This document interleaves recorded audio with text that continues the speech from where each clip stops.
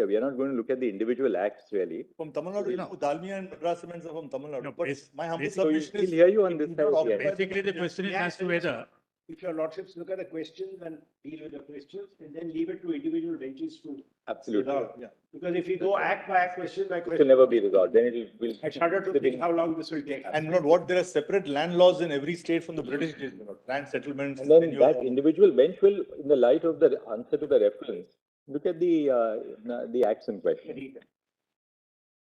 only thing is that, my lord, the same We question, made it clear, I think. Let Mr. Vedi open, yes. please, my lord.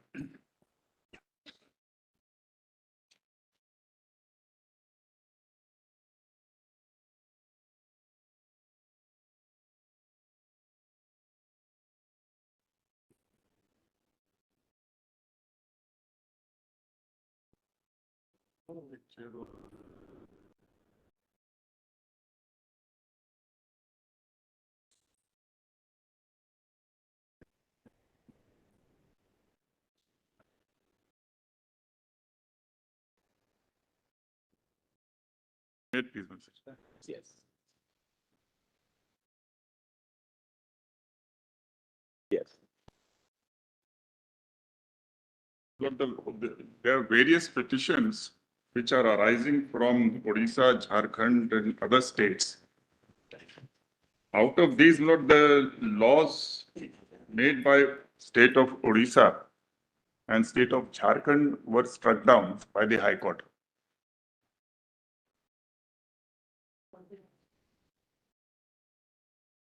I am appearing in the matter, my lord, of state of Jharkhand, which is Civil Appeal 4056.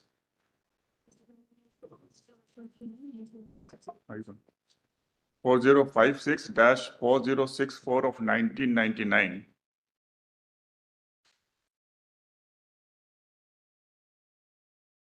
Mineral Area Development Authority versus Mr. Steel Authority of India Limited. And so far as state of Andhra Pradesh is concerned, Lord, it is against an interim order granted by the High Court. And Chhattisgarh, Madhya Pradesh, Rajasthan, Tamil Nadu, and UP, the laws were upheld on the basis of the judgment of this court in Kesharam. So therefore, there are 5 appeals, Lord, and therefore, in a sense, Lord, both sides are appellants. But the reference was made in the state of Jharkhand's case, that is MADA, Lord. In short, MADA, MADA.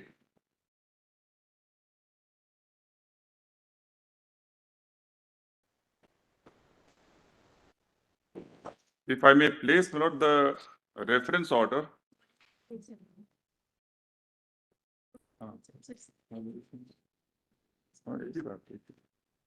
उनको देखना चाहिए क्या?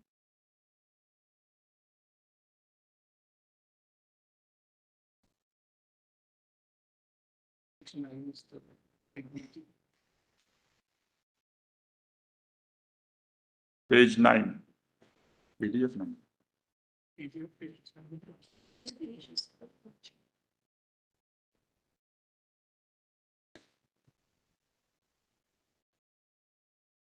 May I place the referring order, please?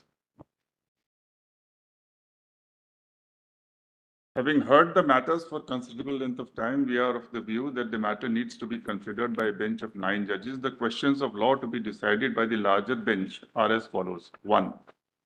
Whether royalty determined under section 9, read with 15, subsection 3 of the Mines and Minerals Development and Regulation Act 1957 is in the nature of tax.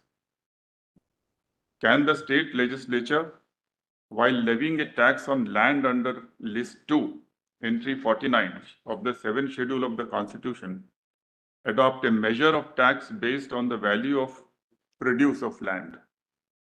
If yes, then would the constitutional position be any different insofar as the tax on land is imposed on mining land on account of list 2 entry 50 and its interrelationship with list 1 entry 54? 3. What is the meaning of the expression tax on mineral rights subject to any limitations imposed by Parliament by law relating to mineral development within the meaning of Schedule 7, List 2, Entry 50 of the Constitution of India?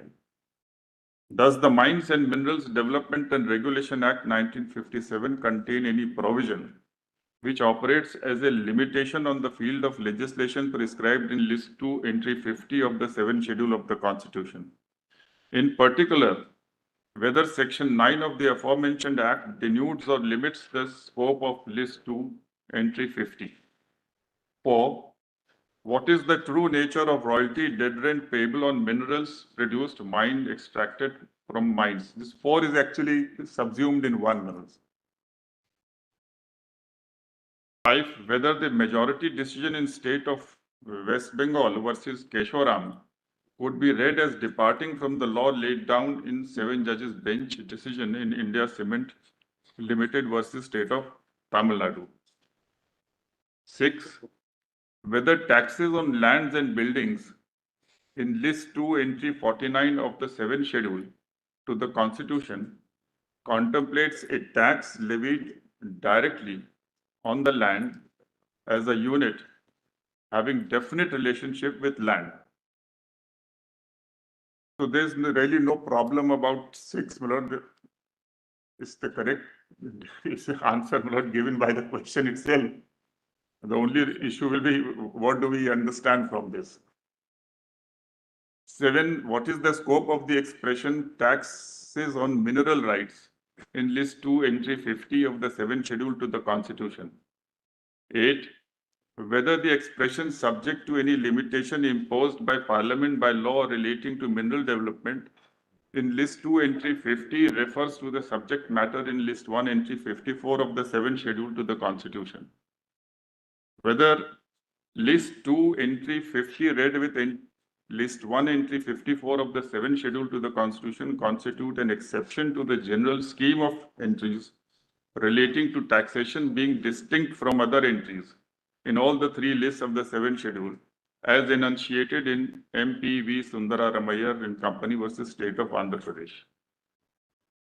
10. Whether in view of the declaration under Section 2 of the Mines and Minerals Development Act 1957, made in terms of List 1, Entry 54 of the 7th Schedule to the Constitution and the provisions of the said Act, the state legislature is denuded of its power under List 2, Entry 23 and or List 2, Entry 50.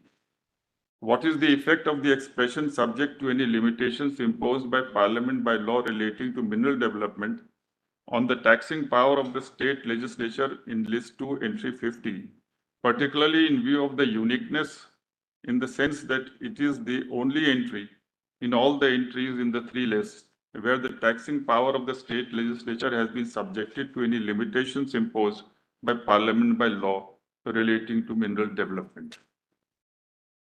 Before concluding, we clarify that normally the bench does about the number of benches. Although 11 questions have been framed, but in my respectful submission, there are only 5 questions which are arising. The first and the most important question is, what is the true nature of royalty determined under Section 9, read with Section 15, bracket 1 of MMDR Act 1957.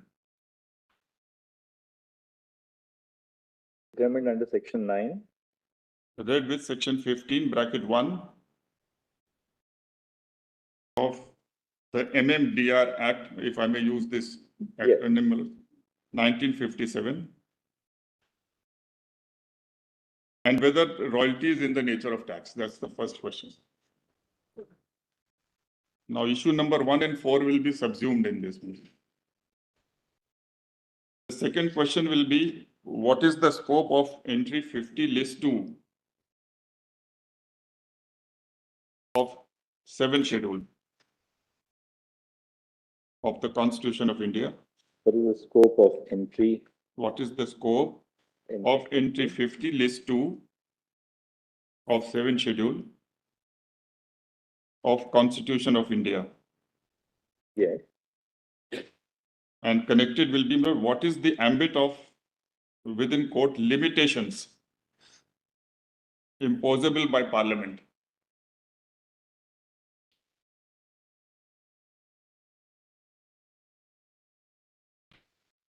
In exercise of its legislative power under entry 54 list 1.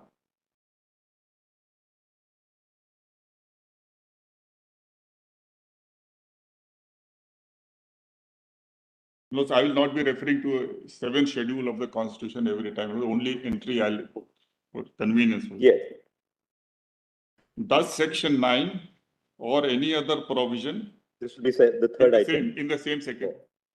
In continuation, Yes. does Section 9 or any other provision of MMDR Act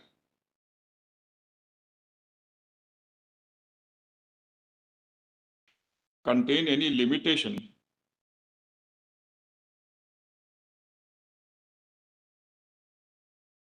with respect to the field in entry 50 list 2?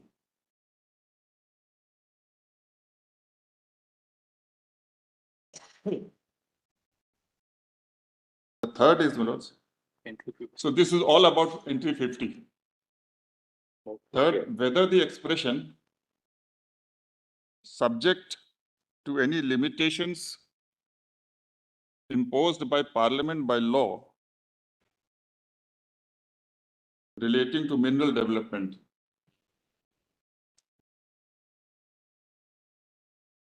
is subject to till development can be put in quotes, subject to any limitations imposed by Parliament by law relating to mineral development in entry 50 list 2.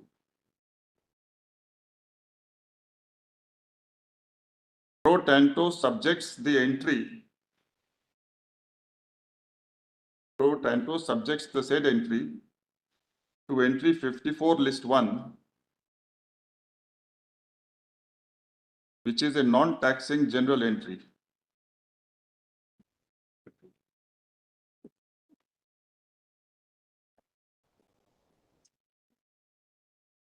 And consequently, there is any departure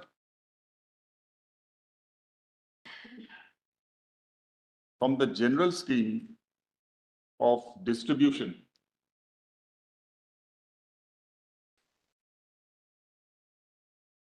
of legislative power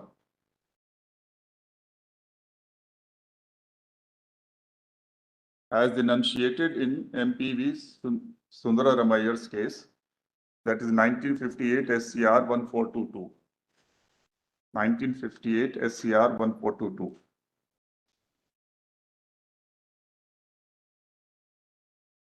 Just one second. May I repeat this? Yes. What is the citation of, can you repeat this? 1950. Consequently, is there a departure from the General scheme of distribution of legislative power as stated in MPV Sundaramaiah? as yes, 1958 SCR 1422. And the fourth question is, what is the scope? What is the scope of entry 49 list 2?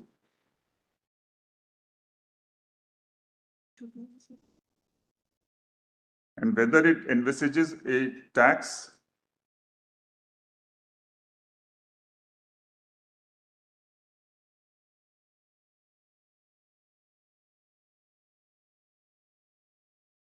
which involves a measure based on the value of produce of land.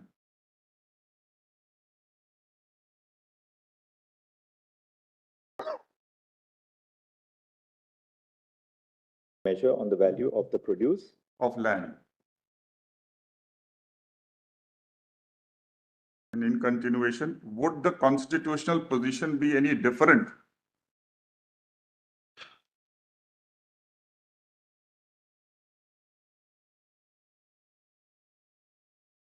to a mining land on account of entry 50 list 2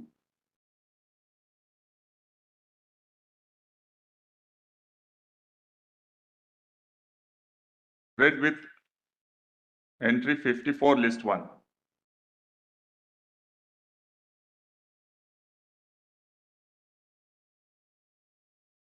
The fifth question, my lord, is whether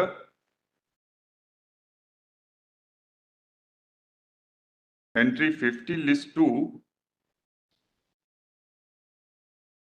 is a specific entry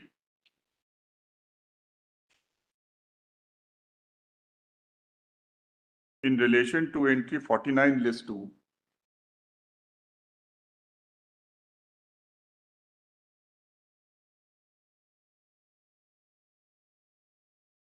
and would consequently abstract mining land from the scope of entry 49 list 2. Consequently.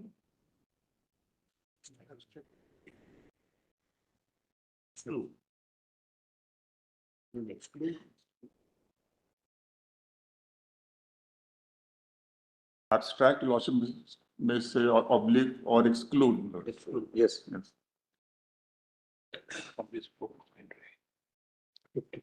And the sixth question is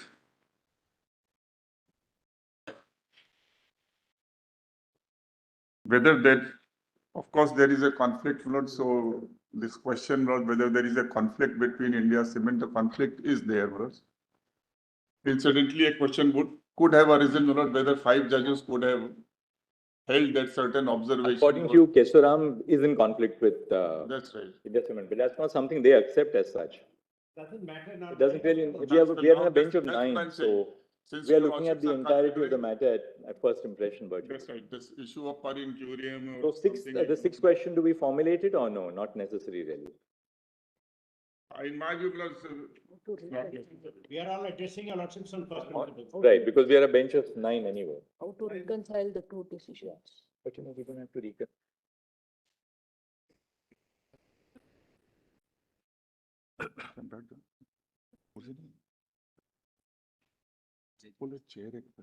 But as your lordships have been pleased to observe, while that may, your lordships made an observation with regard to the fifth question, whether that will arise at all or not. No, it is true that since 9 of your lordships are deciding the issue afresh, there would still be, my lord, an aspect which this bench may like to say, for the purpose of, my lord, a discipline which the court normally follows. That the What law was has the been laid down option in Dawoodi Bohra recently, so I don't think we need to really look at the. Academic, then, It would be more academic than anything else.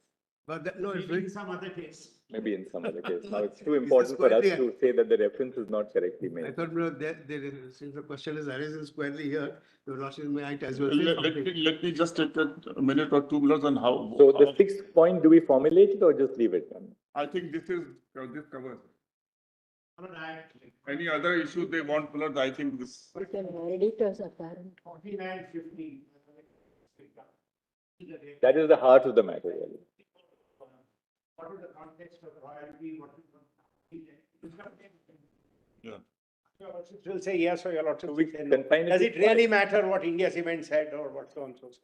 Now we have What- 9 of your lordships. What Mr. Dwivedi said at the beginning that there were 5 questions, we'll keep it down to 5. Absolutely. One more question may arise here. The scope of entry 5 of list 2, which is the public local government, which has been dealt with by the Keshwar Ramalot and saying that the act under which we are challenged comes with the entry 5. When your turn comes, you can just, we will see what. Not speaking for ourselves, but I've discussed and what I've So seen. entry 5 may have some incident. Yes. For us in the Constitution bench. There's a live transcript of the proceedings which are being argued here. So at the end of the day, all of you, particularly the lawyers who are in session at that point, get the transcript. Any corrections can be indicated to our IT team. But before we upload it, we have your certification on what has been. It's very helpful, Bill. Very helpful. We have a complete transcript at the end of the proceeding of, in fact, by the day we have a transcript of the proceeding. dealing with the taxing entries, your lordships will have enough for the day. We can go into other entries. And we are very grateful, my lord, for constituting this 9 judges bench. It's coming up after 20 years, my lord. So, whereas the state is suffering from the loss of tax, the other side will be burdened with heavy taxation, my lord. So that will be another issue, my lord. In case the states win, then how to balance, my lord, this? It may be running into thousands of crores, my lord. Yes. So we are very grateful, my lord, for this. The conflict, my lord, if I may just state in a minute, my lord, how this issue had arisen, because One thing which we may be able to do based on the transcript in the evening. I've got a list of 7, my friend says 5. We have taken down everything he has said. In the evening, we can just go over between ourselves and give your lordship a piece of paper saying. Absolutely. These are These are the Common agreed questions, my lord. agreed questions. Agreed questions. Reducing, my lord, the number Reducing the number as much as as possible. much as. in India cement, my lord, there was a cess on royalty imposed by the state. So the issue was never that royalty is a tax. Validity of cess which was imposed on royalty was an issue. And perhaps that case could have been disposed of, as Mr. CJI has said in his book, that royalty is an income, my lord, which the state derives from as a part of the sale profits which the lessee gets from the sale of minerals. So it would have been invalid on that ground, but then the court went on, my lord, and at one place in para 34, it said royalty is tax in the first sentence. Instead of cess on royalty is a tax.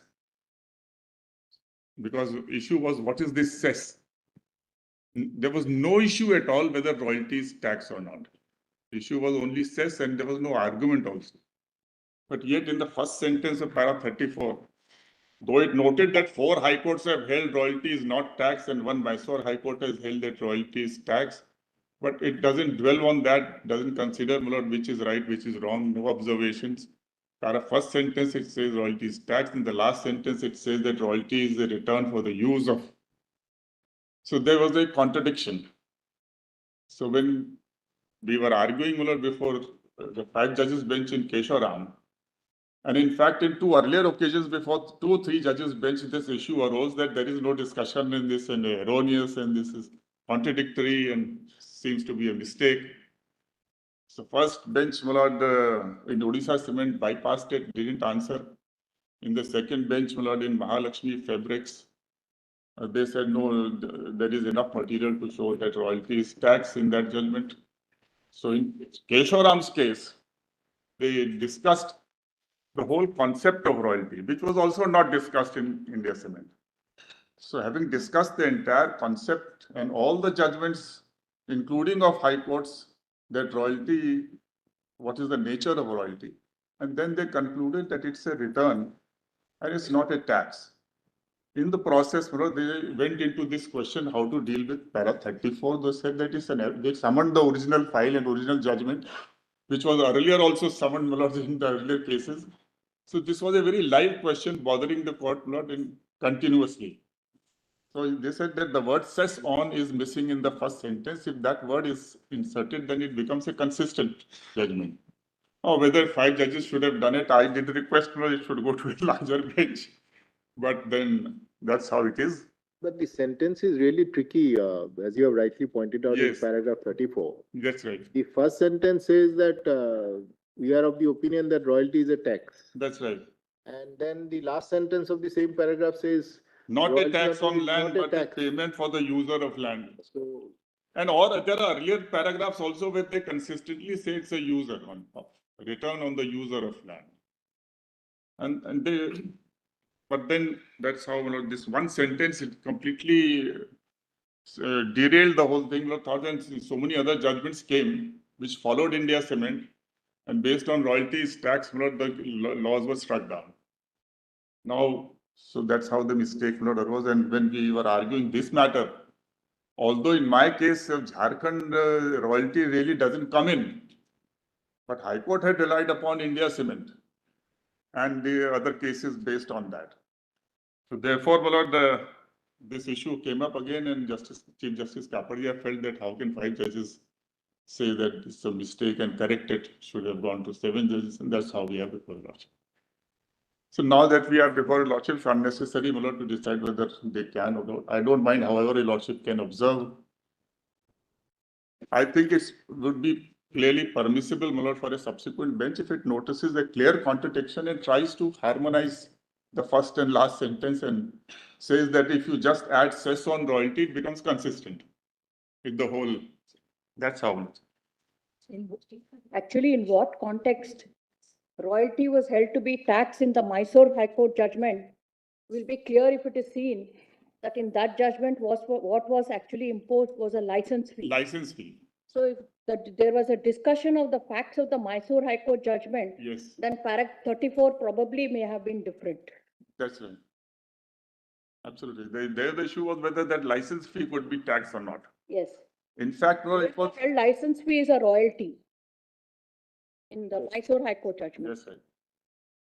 So, however, since we are before a lordship, you know that. Now, may I just show, my lord, if your lordship has my written note, my lord, where I have extracted the sections involved, because in my case, my lord, from Jharkhand, though I will be defending Kesharam, but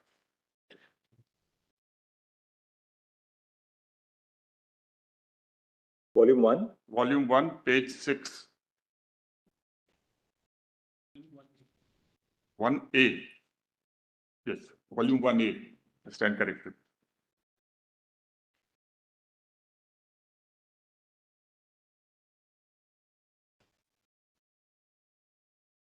Actually, India's cement blood sent all the states scurrying to find alternatives to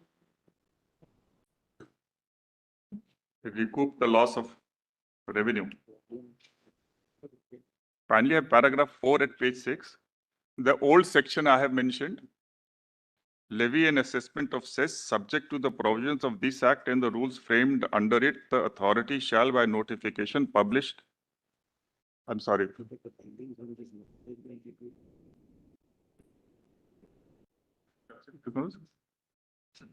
Yes, old section 18. Subject to the provisions of this act and the rules framed under it. Just 1 second, Mr. All of your lordships have got those? Or whether.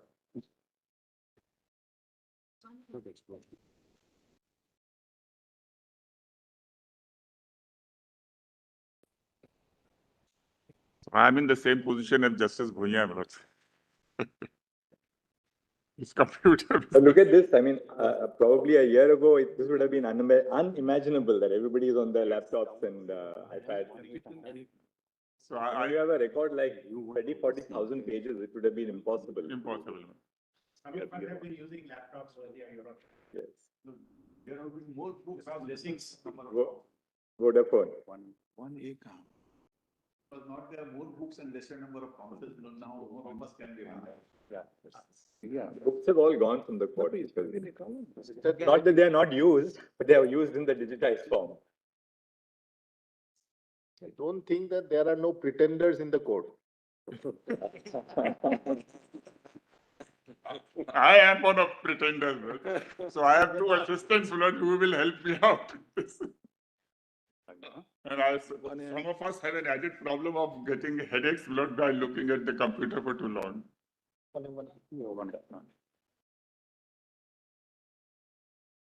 So may I place the whole section? No, this is not under challenge, just for historical purposes.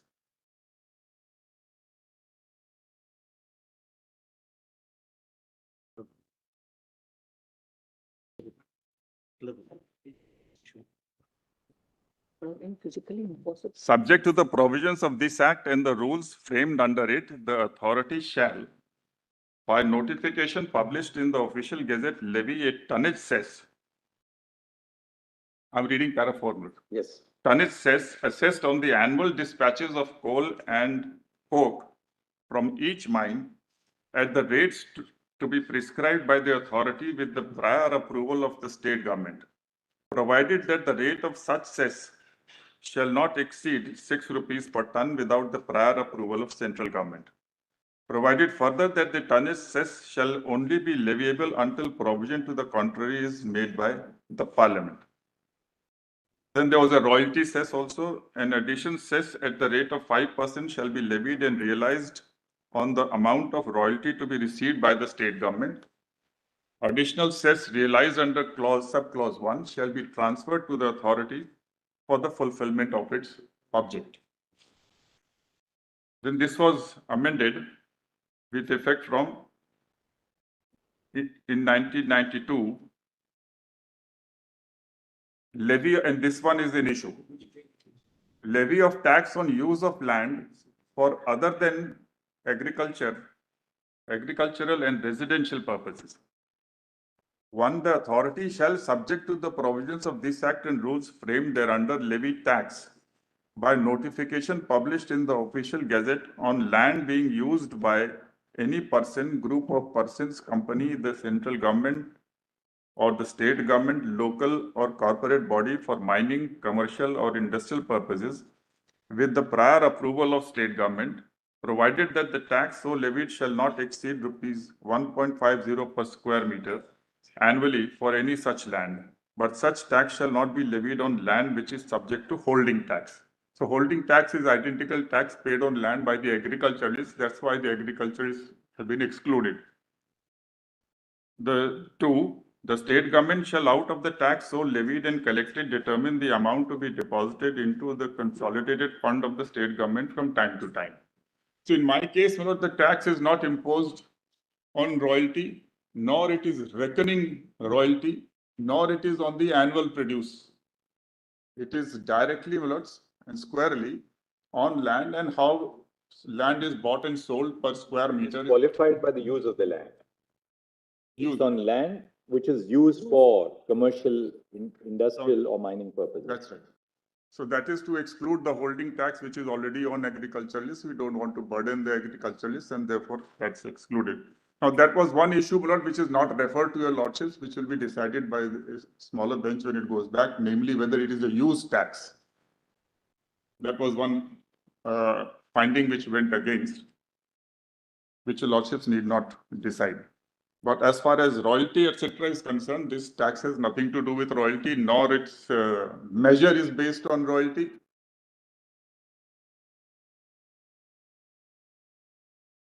It's a plain and simple, not exceeding 1.50 per square meter.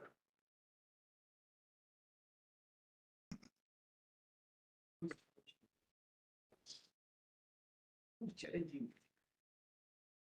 So India Cement was there, so it was referred. No, who's challenging this law? Been trying to fight. Industries and some industries. Now in para 6, I have mentioned the notification which was issued on 11th of February 1993, pursuant to the amended section 89.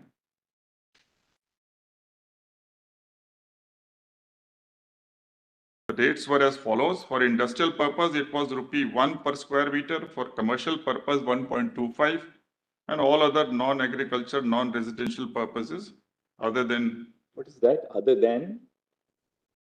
Other than 1 and 2. One small 1 and 2. One is this. Other than 1 and 2. 150. Yes.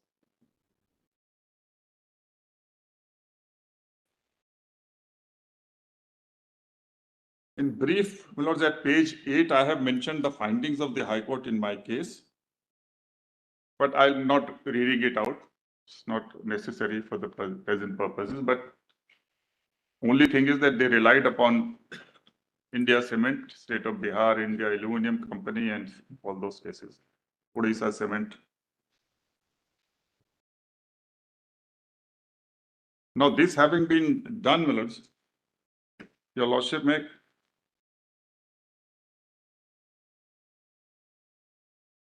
kindly have the Constitution itself.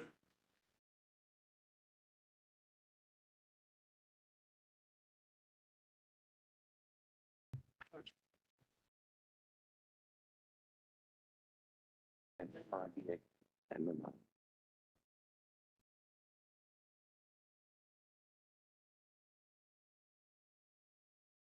I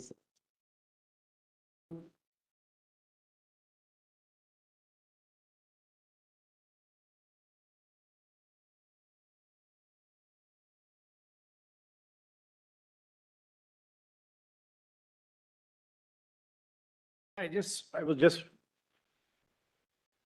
wondering, because this is being, the Lordship sees my learned friends know, just a matter of housekeeping. One of the things which the High Court said was that to the use tax and. That's what I told the court.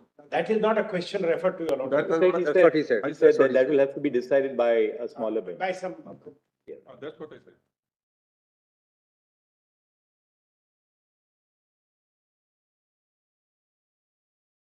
Lord, I'll take a lordship through first to some of the entries which have directly a relationship with the issue. The first of them, Lord, is entry 23, list 2.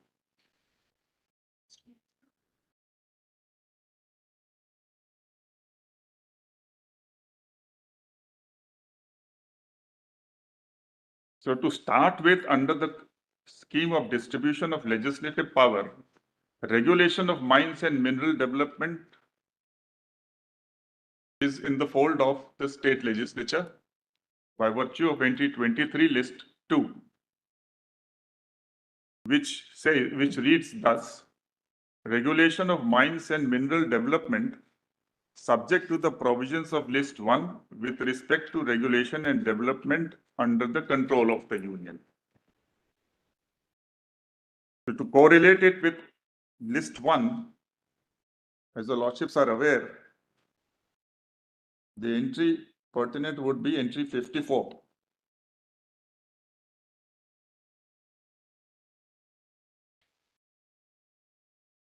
Regulation of mines and mineral development to the extent to which such regulation and development under the control of the union is declared by Parliament by law to be expedient in public interest.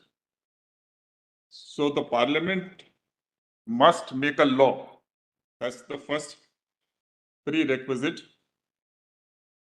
And that law must contain a declaration that it is necessary that union controls in public interest. So first law, second is declaration. And the third is,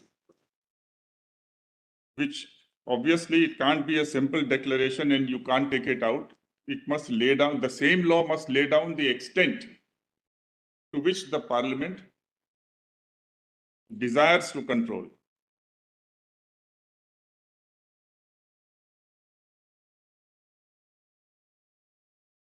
In short, this entry is an abstracting entry. It takes out from the fold of the state completely. So to the extent the prescription is there under entry 54, the field of the state under entry 23 gets denuded. So it's a pro tanto denudation.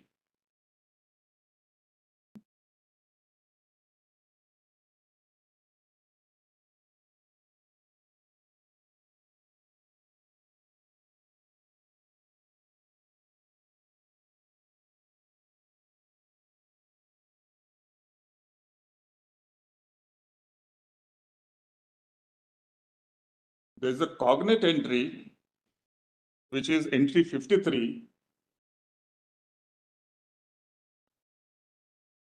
which does not share the same interrelationship. It does not share the same interrelationship. Entry 53 reads regulation and development of oil fields and mineral oil resources, petroleum and petroleum products, other liquids and substances declared by Parliament by law to be dangerously inflammable. So this is an independent entry.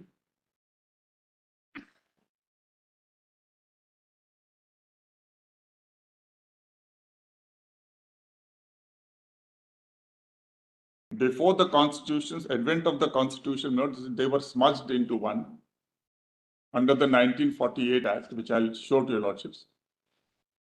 But while the constitution was approved, then they were segregated.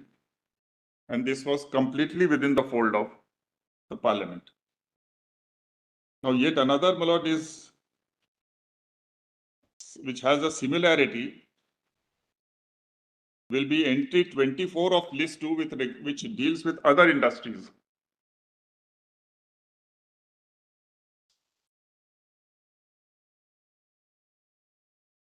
Entry 24 list 2, which reads industries subject to the provisions of entry 7 and 52 of list 1.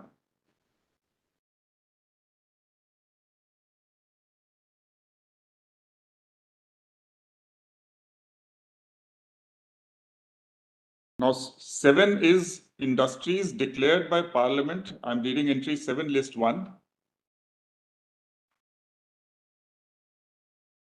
Industries declared by Parliament by law to be necessary for the purposes of defense or for the prosecution of war. And 52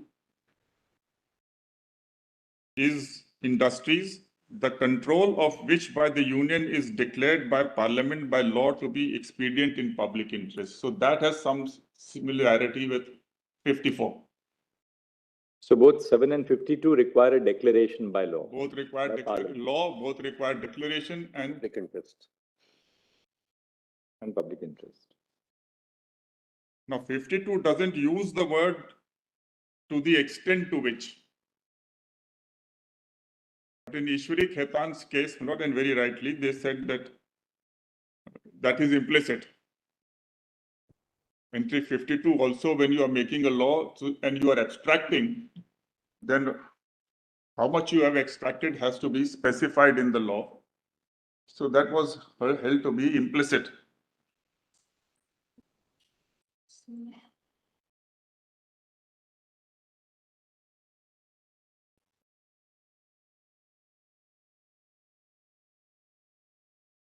Now entry 56 also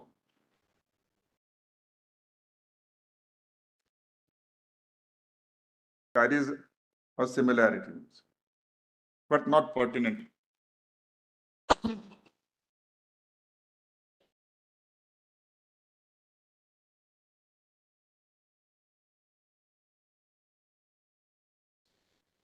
Now we come to the taxing entries, which are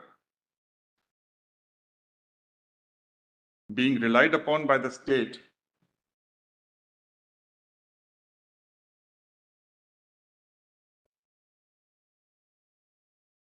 Lordship turns to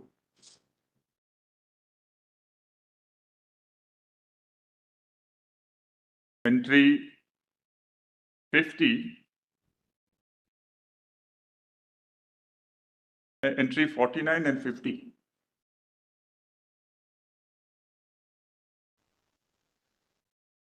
Entry 49 is tax on lands and buildings.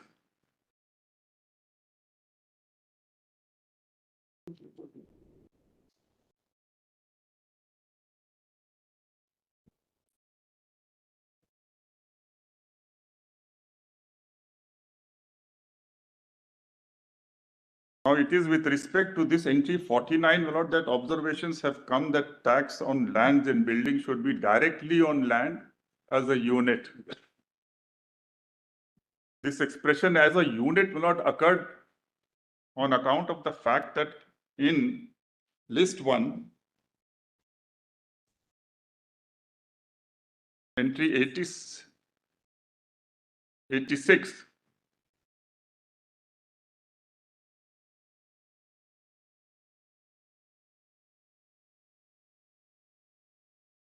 taxes on the capital value of the assets exclusive of agricultural land of individuals and companies, taxes on the capital of companies. So this expression, taxes on the capital value of the assets and land, is also one of the assets. So the issue, they were two competing entries in certain cases. And consequently, the court said that no, even if land is being included in entry 86, it is along with all the other assets. So therefore, it is a composite tax. whereas tax on land and building in entry 49 is as a unit.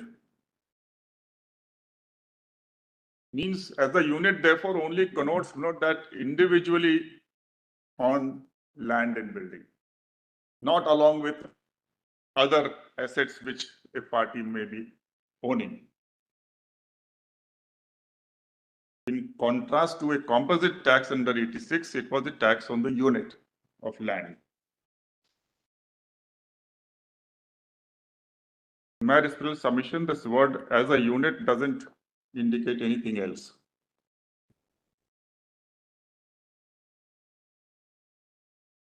Then we have entry 50.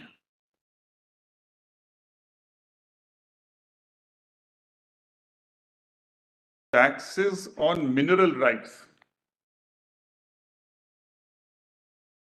Subject. May I place entry 50? Yes.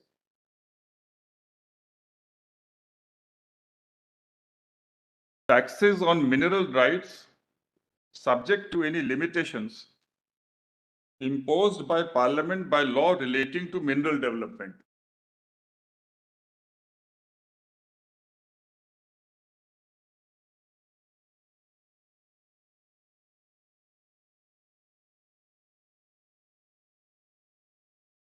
So based on this, two questions would be arising. What is this mineral rights?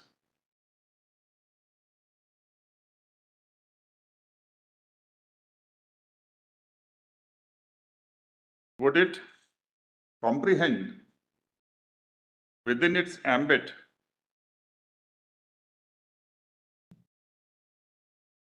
the leased area in which the mining is to be done or which is peripheral? Because in every leased area, there is an area which contains minerals, but in order to excavate and carry it away, win it and then dispatch it, you need some other areas, contiguous area, which is actually not containing minerals to facilitate the activity of mining. So whether it will include that mining land and the peripheral area, if I may use this expression, peripheral contiguous area. The other question is, how do we understand this expression limitations?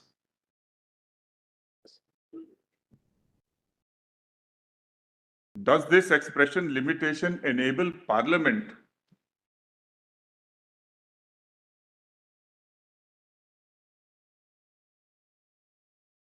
to usurp the taxing power? Or is it merely imposing some kind of a cap, maybe denial, don't impose? Or can it usurp the power itself by making a law relating to mineral development under entry 54? This obviously alludes to, though not expressly mentioned, the last phrase, by law relating to mineral development, will mean a law made under entry 54, which is not a taxing provision, but a general entry. And that's how the other side raises this question that there is a departure from Sundara Ramayya's doctrine, which has been consistently followed and upheld. And recently, my Lord Justice Nagaratna has also delivered a judgment. That is in state of Karnataka versus Meghalaya. And in the 9 judges judgment in Jindal Steels. So doctrine of Sundara Ramayya is well entrenched, not departed from, dissented from by any learned judge in any case. Which really postulates that the taxing entries are separately delineated in the There is no overlap. One, that the taxing entries and general entries are separate. Two, that the taxing entries as between the two lists, 1 and 2, they do not overlap. So, and the third is that the general entry does not contain a source of tax. Now, positing this, Manoj, would it be permissible, therefore, to say that this limitation, which will necessarily be imposed under entry 54, because if it involves usurpation of taxing power, then entry 54 becomes a entry which is, as the other side says, sui generis, or it stands apart from the general structure and division of powers. The question is whether a taxing power can be read into a general entry. That's right. Impliedly. That's right. By extending something from the taxing entry in list 2, we make the list 1 entry a taxing entry, which is actually a general entry. The consistent position in law is that the power to tax is identified separately in the list, and therefore a general entry in the list will not include within it a power to tax. Yes. So therefore, this limitation can only means putting a limit, because minerals are very important. No dispute between the parties here. They will also emphasize. I'm also conceding. Minerals are very important, right from defense down to so many other things. The infrastructure industry, every industry needs steel and iron and so ingots and.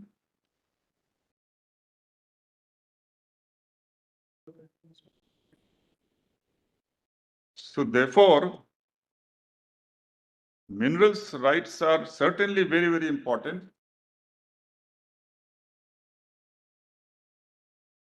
And in this respect, I will be showing to your lordships an important aspect from the Constituent Assembly debates. For the present, your lordship may just make a note of that, then that is that there was a motion moved by one of the members that entry 50 should be deleted from list 2 and kept in list 1. But Dr. Ambedkar rejected it.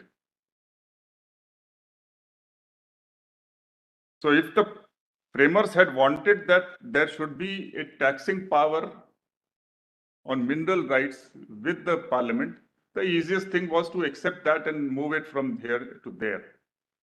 Not to move that means that no, state will continue to have the power, but since it is of national importance, minerals, therefore, parliament has a reserved power to say, to cap it. So that the states don't go berserk and they start competing and raising taxes beyond limits and extraordinary limits. So this limitation word, if grammatically understood, will not indicate usurpation, arrogation by parliament. Contextually also, it will not indicate that. And if we keep in mind the Constituent Assembly debates, it will not mean that.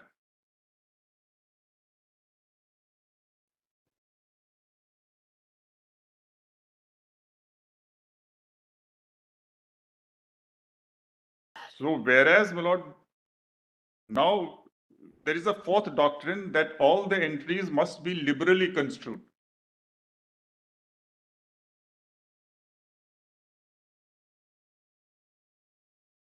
But that will not mean that the limitation which is imposed has also to be so liberally construed as to completely denude the main part of it.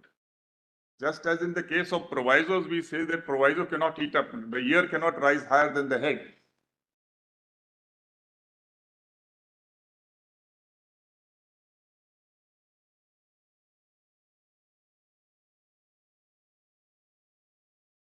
So the entry has to be liberally construed, but the limitation or restriction has to be construed naturally, by natural words, whatever they mean. I'm not saying that you squeeze the scope of limitation.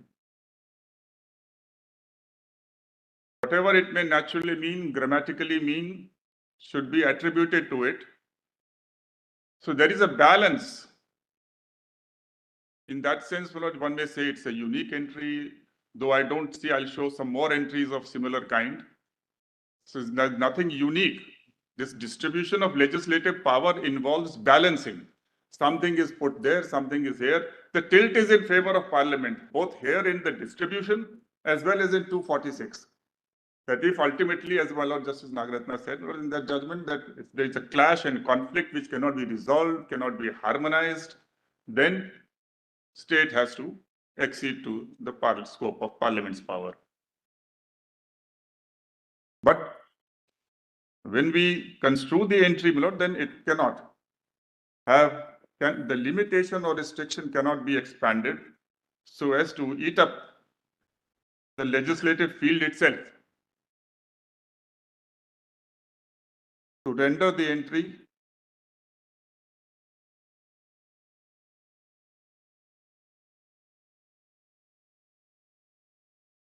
yet another aspect is, my Lord, should not this limitation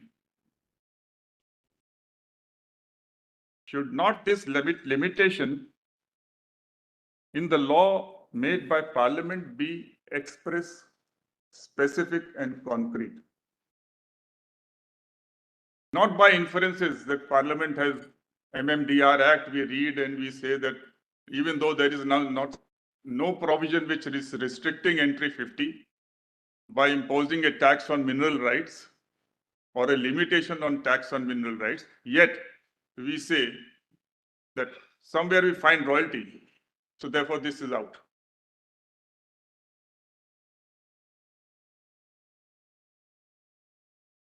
So the limitation, Parliament must apply its mind, consciously impose specific and express provisions in its law in order to limit it. It should not be difficult for Parliament to say that a tax imposed under entry 50 list 2 will not go beyond this.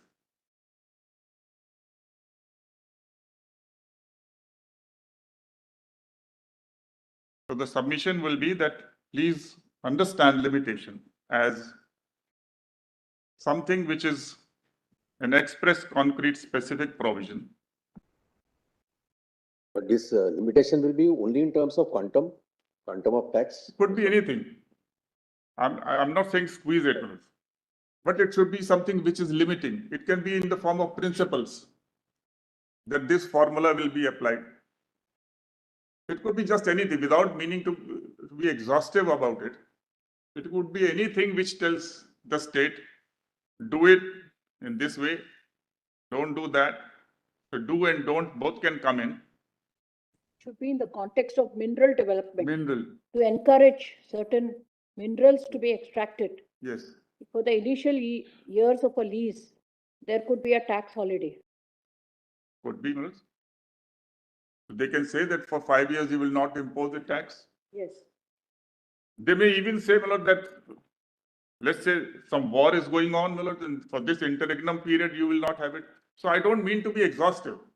All I mean to say is in the negative sense that you can't expand limitations so as to say that not the state, Parliament will. That's my limited purpose of. But your first principle remains. Yes. You have to enact a law, and only by enacting the law, you can limit. It can't be a matter of inference. No. So it Or has to be interpretation. specific, express. We will not derive it from the nooks and corners of MMDR Act, my Lord, that there is a limitation on this. The limitation which Parliament can impose is a limitation in the interests of mineral development. Yes. It's not expressly a limitation on the taxing power only, but Parliament may well come to the conclusion that a limit on the taxing power of the states is necessary to ensure For mineral mineral development.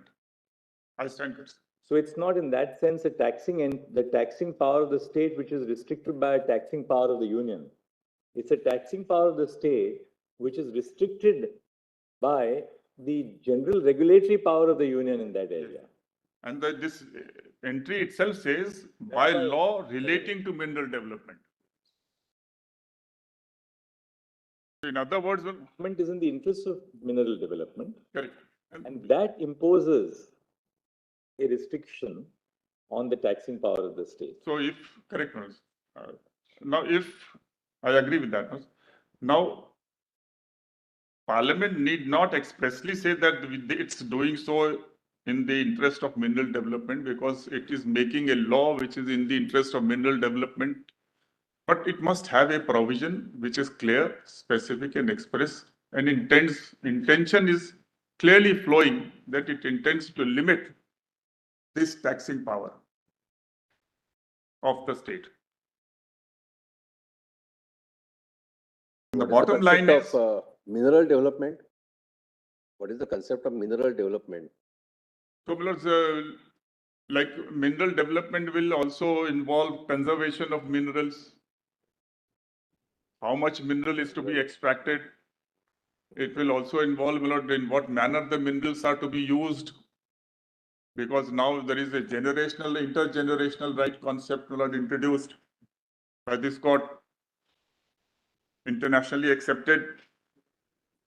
So the quantum of mining which can be carried out. Yes, quantum of mining. The bearing capacity. That's why it requires a mining plan.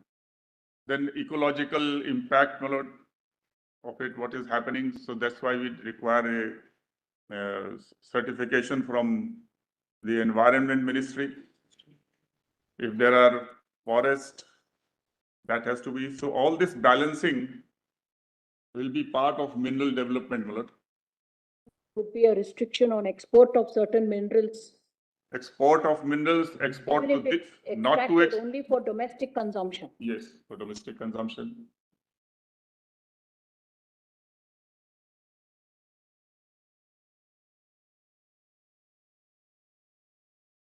So that may be the width, but what I understand from my Lord Justice Oak's question was that independently of what we understand by mineral development. Right. So, for example, my Lord, when we extract iron ore, then there are blue fines, as we call it, the dusty, but then all that is, and there are lumps also. So then you have to bring it to particular sizes. So beneficiation. So we'll come to that. So there are specific provisions in the MMDR Act in this respect. How to, and they are, again, as I said, it's for Parliament and for the experts to decide to what extent it can't be, we can't define this word in a manner which makes it rigid. We have to leave it to the times as economics develops, as the industry develops and as the needs arise. But ultimately, the law which is made limiting is the limitation itself has to be in the interest of mineral development. And as I respectfully submit, the bottom line is whatever limitations you wish, temporary, permanent, long-term, short-term, you can't usurp. You can't say, I will be imposing the tax. You may go to the extent of don't impose. In the interest of mineral development, maybe a price factor, because international prices are going up. So national prices, you have to do all sorts of balancing in economics.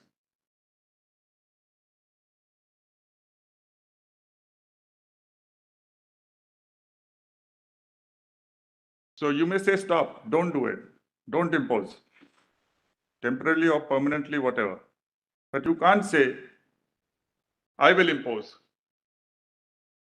Because taxes on mineral rights are not assigned to, they're not, it's not a subject which is given to Parliament. It is exclusively within the competence of the legislature of the state. So in that sense, the entry seems to be, one may say that it's different from the other plain, simple entries like tax on land and buildings. But the power is exclusively within. Now read this with 246(3).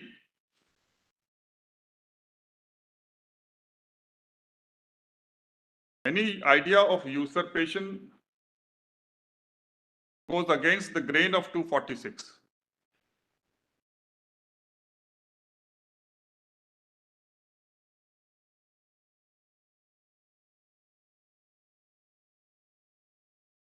Subject to clauses 1 and 2, the legislature of any state has exclusive power to make laws for such state or any part thereof with respect to the matters enumerated in list 2. So any idea of usurpation goes against the grain of this exclusivity. At the same time, you have to see what in pith and substance is the imposition. Yeah, that can always be seen. Because labels will not decide the substance. Pith and substance doctrine will have its play. But at the moment, I'm only trying to question this possible submission which is being made and earlier made in cases that because of MMDR Act and because there is Section 9 royalty, therefore, my lord, this is denuded. Or the other submission that once a complete code is there under entry 54, therefore 50 is ousted. That cannot happen. And entry 50 cannot go into entry 54. Parliament cannot itself impose the tax under entry 54. For that's one, that's not a taxing entry. Second, Constituent Assembly rejected the shifting of entry 50 to list 1. Just one thing.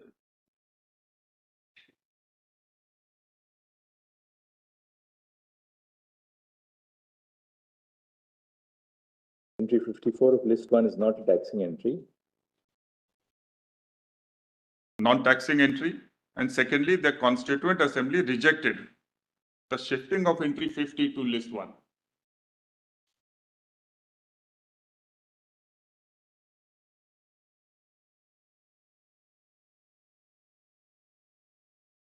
And thirdly, entry 50 is exclusive power of state.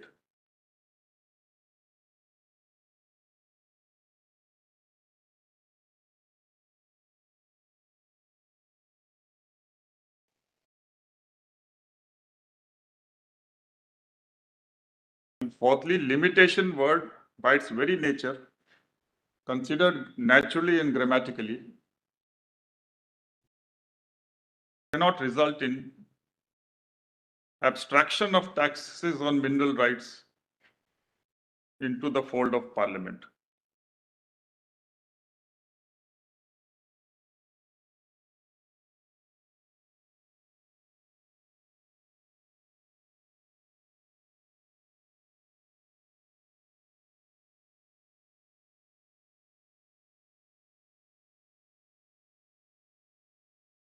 Interestingly, in 54, Yes. as the Chief Justice just now was commenting, regulation of mines and mineral development is there in 54, Yes. and in 50 also, Yes. Parliament by law relating to mineral development. So that- this expression is used twice That's right. in both list So 1 and list 2. this indicates that limitation must Limitation come is- under entry 54. It is the same kind of law which is contemplated. Whatever law Parliament will make, it will make either with respect to list 1 or list 3. So this word of limitation is not is independent empowerment of Parliament to make a law, but is an allusion to the law which the Parliament can make by virtue of the entries in list 1 or list 3.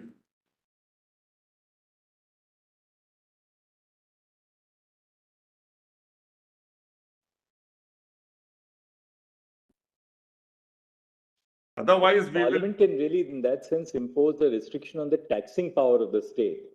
But the taxing power still continues to vest with the state. That's the humble submission. Always. Taxing power cannot be withdrawn.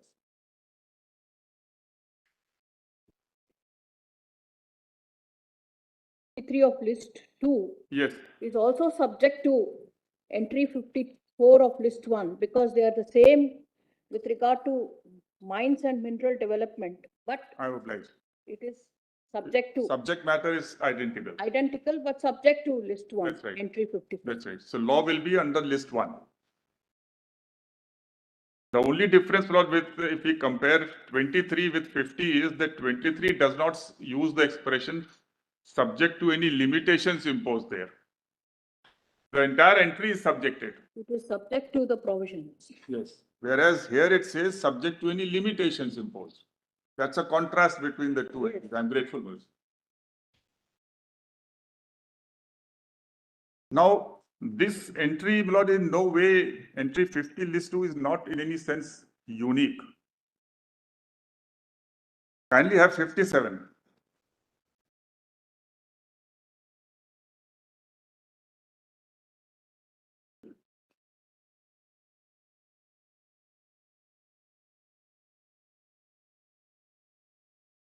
Taxes on vehicles,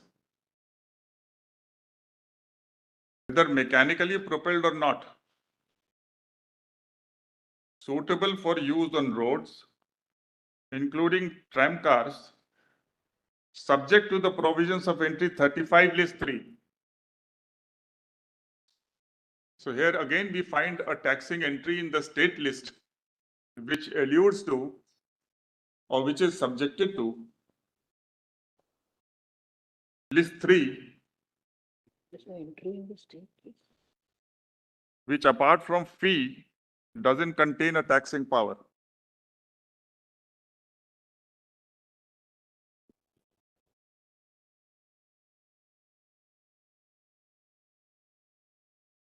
Kindly see entry 35 list 3.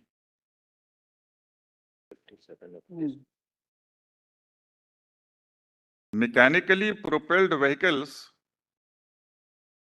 including the principles on which taxes on such vehicles are to be levied.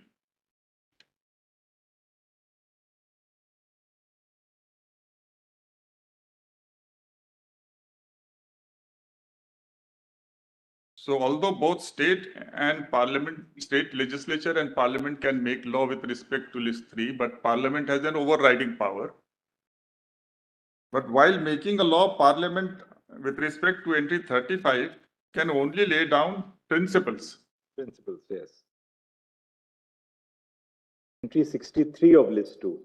63 of list 2. Rates of stamp duty. Stamp duty in respect of documents other than those specified in provisions of list 1 with regard to rates of stamp duty.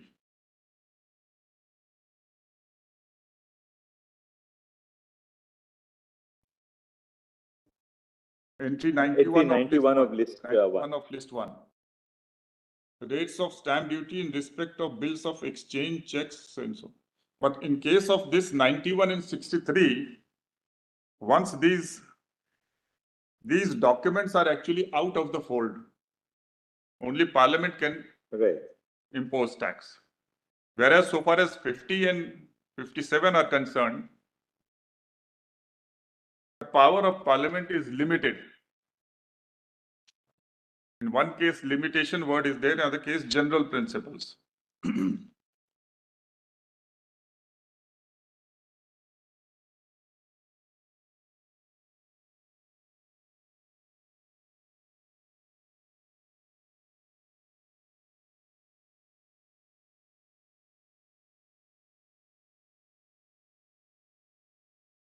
Yet, but interestingly, on stamp duty, yes, the main provision is in the concurrent list. yes. Entry 44 of list 3. Stamp duties, other than duties or fees collected by means of judicial stamp, but not including rates of stamp duty. And why is rates taken out of entry 44? Because the rates in respect of some documents are introduced in the union list. Yes.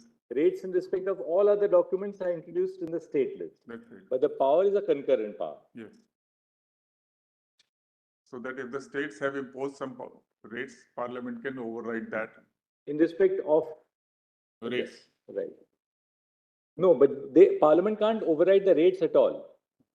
The power to impose rates is exclusively assigned to the state, except in respect of the excluded entries. Not including the rates of state. But the power to levy a stamp duty is given both to Parliament and the states.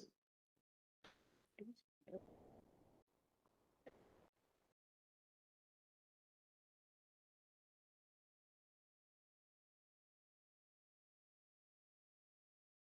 Now, kindly also, there's another interesting entry in list 1, which is 32. So it's a general entry.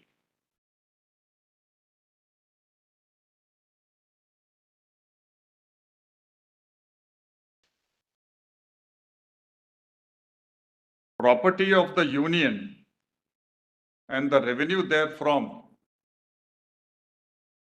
Lordships have this entry 32. Yes. And the revenue therefrom, but as regards property situated in a state subject to legislation by the state, save in so far as Parliament may by law otherwise provides. An exception to an exception. Yes. So ordinarily it's the states, but if the Parliament does not want the states to do that, then it provide otherwise. Now, all this provision otherwise, and the reason for alluding to this is that Parliament by law otherwise provides, again, these have to be specific, concrete, express. They can't be by inferences, by mere implications. At best, there should be a strong implication. One other interesting aspect which would support your submission is entry 97 of the residuary entry. Yes. Of list 1, which says any other matter not enumerated in list 2 or list 3, including any tax not mentioned in any of the lists. So if a tax is mentioned in any other list, then Parliament can't exercise the residuary power of legislation to enact that tax. Even under 97, it cannot. And this has to be read with Article 248. 248 is pertaining to the residuary powers.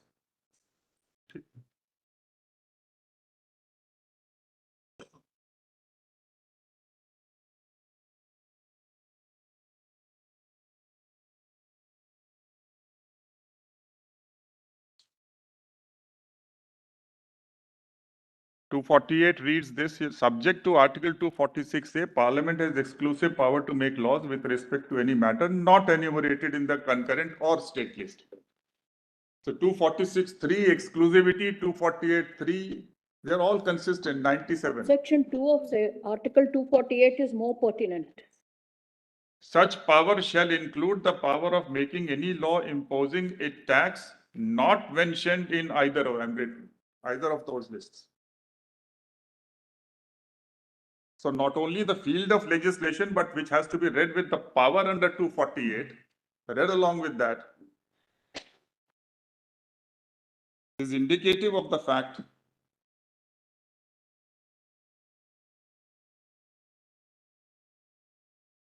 that there is no arrogation of taxing power reserved for the state contemplated.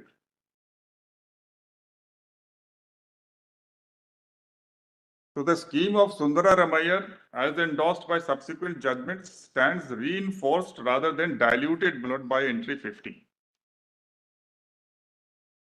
And all these expressions of subject to, etc., not including this, excluding that, these are meant to balance and distribute the powers in the larger national interest and state interest.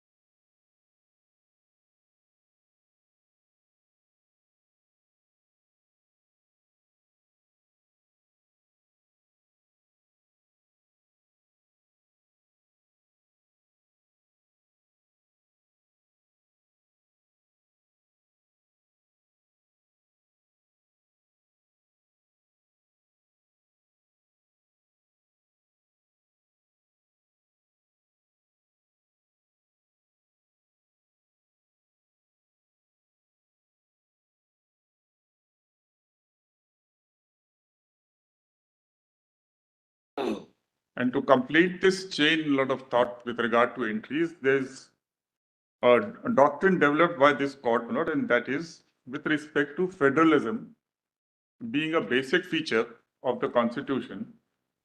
And that is a doctrine which applies in a limited way, because ultimately federalism has two parts, both the center and the state. But what this doctrine evolved by this court says is that don't expand the phraseology so as to deprive the state of its taxing power or any other field of legislation. If the subjection to the parliamentary domain, parliamentary legislative power, is clearly and specifically flowing, it has to be honored. But that is the scheme of the Constitution.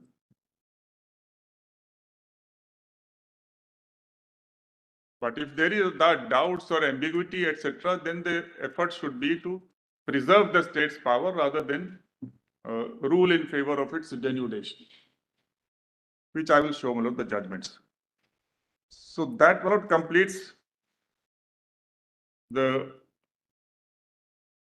entry and also, Mr. Dwivedi, the doctrine of occupied field does not really apply in a conflict or where the subjects are in list 1 and list 2. The doctrine of occupied field, where the mere enactment of a law or the failure of Parliament to enact a law has no bearing on whether the states should or should not legislate. If it's an occupied field, then by virtue of the fact that it is occupied by a law made by Parliament, the states are completely denuded. But that's only in respect of list 3. Yes. So, yes, this expression occupied field, your lordships have deployed in two senses. One is list 3, where your lordship says that if the Parliament has exhaustively covered the entire field with regard to a subject matter, then states cannot trench upon that field. And if the states have already made a law in that, then it will survive only to the extent it is not repugnant, and Article 254 becomes the key to resolve.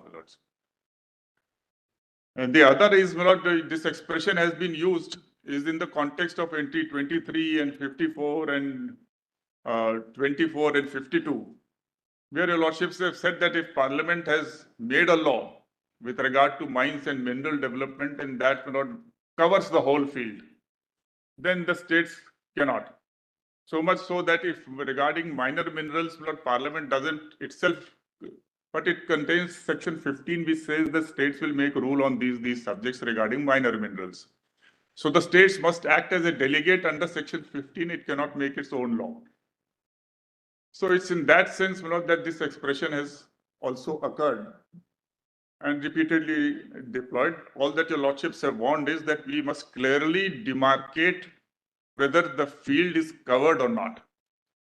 So whenever somebody says that this field is completely covered by MMDR Act or any other oil offshore mining act, then one has to read that act and see that what the state has done, is it occupied there?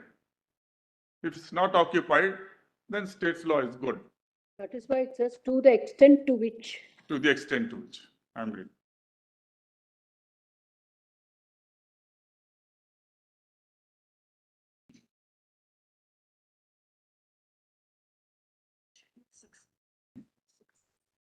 I will come to that.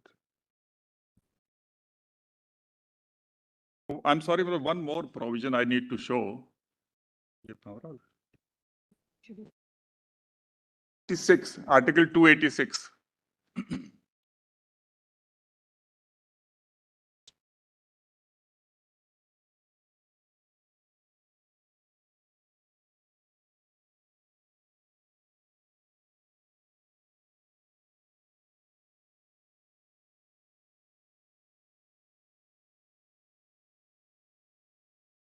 I'm more concerned with 286.3, but I'll read the whole of it, so that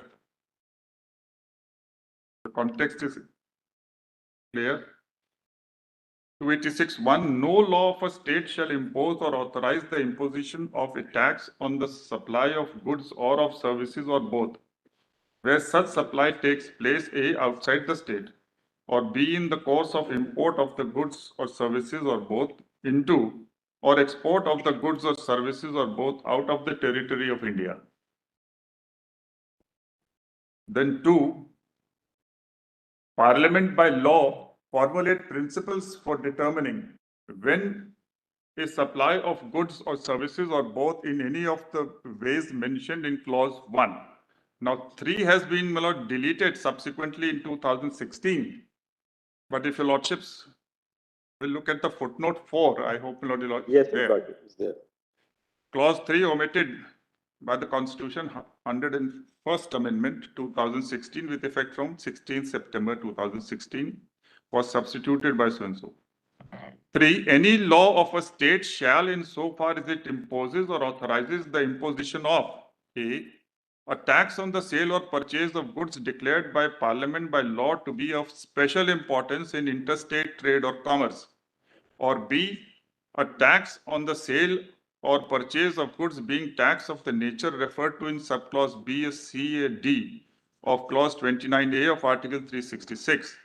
Be subject to such restrictions and conditions in regard to the system of levy, rates, and other incidents of the tax as Parliament may by law specify. So entry 54,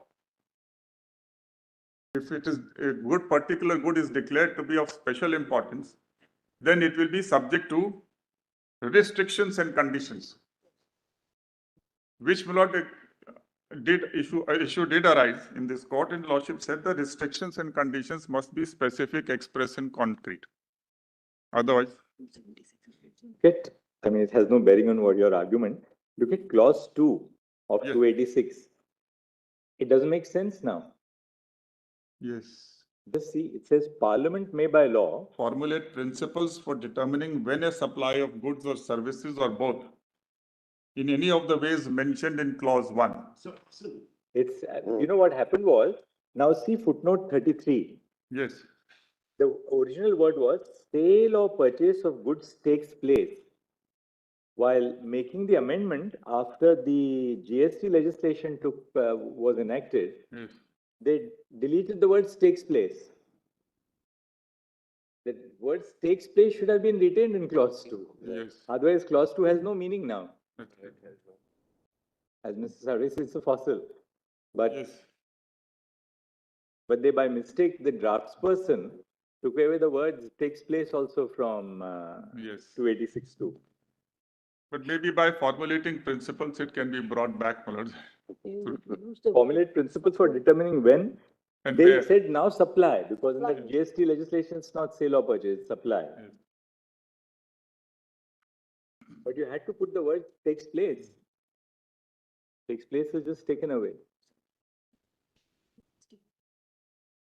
Anyway, you referred to 286(3 then. Yes. I refer to it because I'll be relying upon a case which is directly on this note to say that there should be specific and later. What next, Mr. Now, Mr.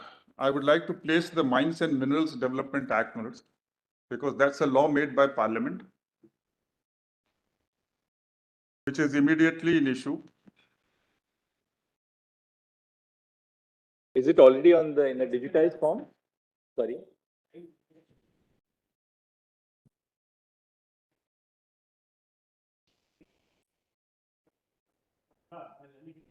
I don't think there's anything he has said which is controversial from what I've heard. In some jurisdictions, Malad, they say in a case like, please lead counsel, sit down together and formulate a list of propositions or laws to which you are all agreed. So then one of them reads it and that's it. And then focus your submissions on what you don't agree on. So I think we can do that, we've also taken down what Mr. Dwivedi has said. No, like my friend is arguing. We could all say we agree to all this. And you don't need to go over a lot of. So perhaps on your side, you could tell us tomorrow, at least we can implement it in part, so that you would have, now anyway, we have taken an hour plus. on what are those propositions about which there is no real dispute over here on this side completely. Or maybe after I finish, they may not dispute anything. Which makes it quite possible because we are actually running on parallel tracks.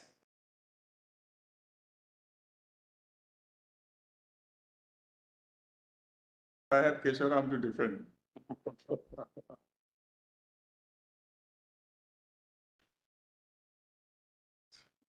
Yes. Is the MMDR Act in the digitized form also, or?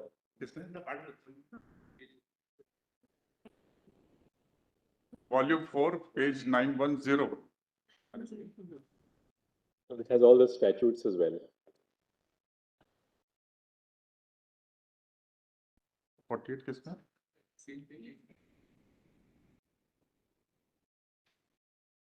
Kindly first have page 891, Milord. There was a predecessor act which will have some relevance. You're showing 48, right? 48. 891 in the Yes. volume PDF.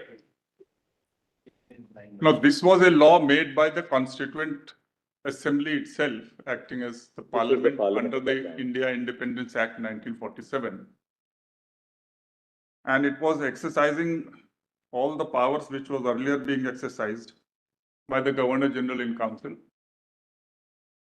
Because the Government of India Act 1935, to the extent of federation, never came into existence. Right.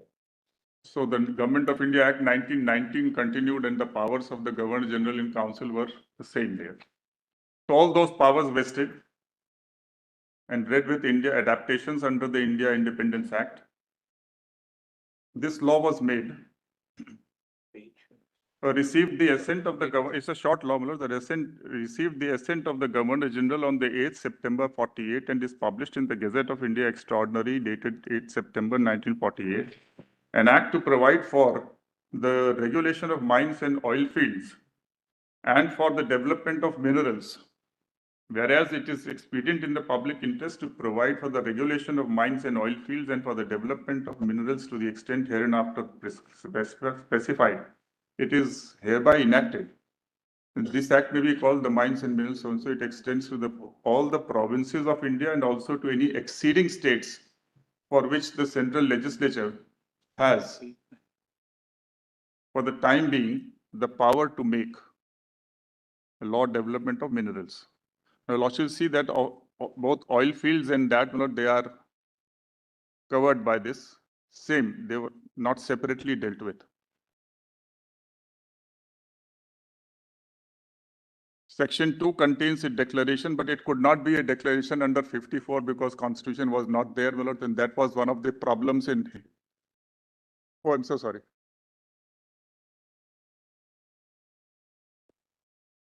A date, yeah. 8 September. 8 September 1940. The Lordship will notice, Milord, historically significant something that it says that provinces of India and to exceeding states. By this time, the issue of accession had not been finally settled. It's September. And this Hyderabad and Junagadh and Kashmir issues were still alive. That's very interesting, actually. Yes. So they say exceeding states. And they also say has for the time being the power. Because some states which had exceeded, they had exceeded only on 3 subjects, and some had already stated that they accept the constitution which is coming. So these variations are taken care of. 1950, January 26. Yes. In fact, Goa came much later. Goa was probably Goa, Dadra and Nagar Haveli. Dadra and Nagar Haveli and all that. 60s, yeah. Yes. The third 3 is the definition. And you'll also see C, minerals includes natural gas and petroleum. But now under the MMDR, they have excluded it and separate.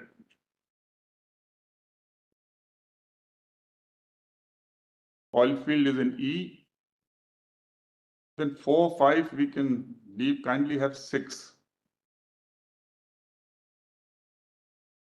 Both 5 and 6. The central government may by notification in the official gazette make rules, I'm reading section 5, for regulating the grant of mining leases or for prohibiting the grant of such leases in respect of any mineral or in any area. But that was those times, the idea was that investments were not there in the private sector, so state had to do it, so they could prohibit also. Even today, the state and central government can reserve. In particular, without prejudice to generality of foregoing power, such rules may provide for all or any of the following matters. A, manner in which the mineral or areas in respect of which, by whom applications for mining leases may be made. B, authority by which the terms on which and the conditions subject to which mining leases may be granted. C, the maximum or minimum area and the period for which any mining lease may be granted, and terms on which lease may be granted with respect to contiguous area may be amalgamated. Fixing of the maximum minimum rent payable by a lessee, whether the mine is worked or not. Then 6, central government may by notification in the official gazette make rules for the conservation and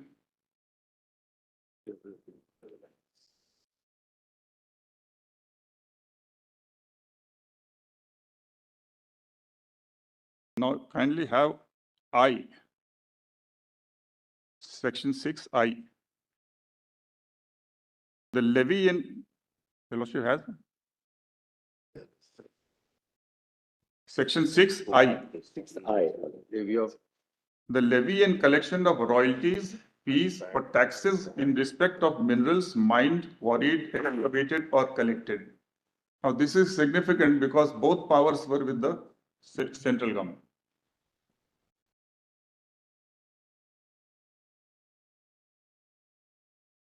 By exercising a rule-making power, it could fix both royalties, fees and taxes in respect of minerals.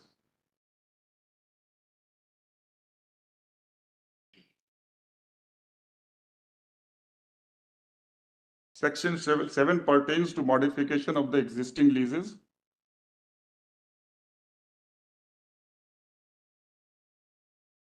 Under section 10, it had to be laid, the rules had to be laid before the legislature, central legislature.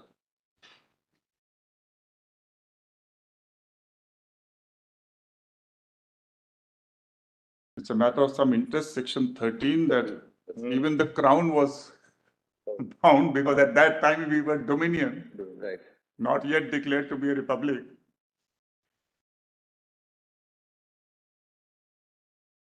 So the crown was also.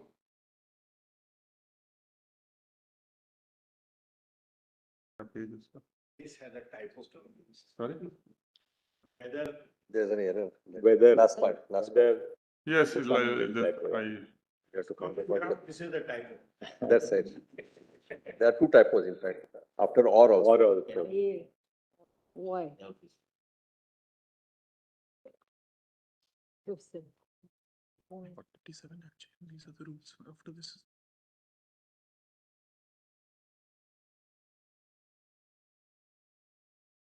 Of section 6, I is that royalty and tax are both mentioned and as powers to be exercised by central government. Yes. This significance will arise when your lordship sees section 25 of the present act, which talks of recovery of taxes. So, because one of the questions was that section 25 is talking of recovery of taxes, but there is no provision imposing tax. So unless you treat royalty as a tax, the connection snaps. So the reason for mentioning will be evident not even once I place. This explains why section 25 has the word tax.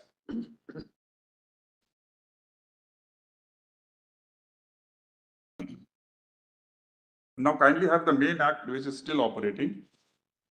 That is MMDR Act 1957.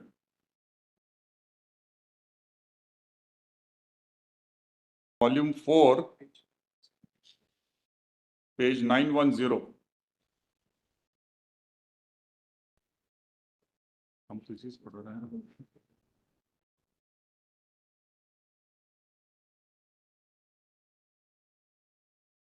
If your lordship has the bare act, my lord, it will be containing other rules also.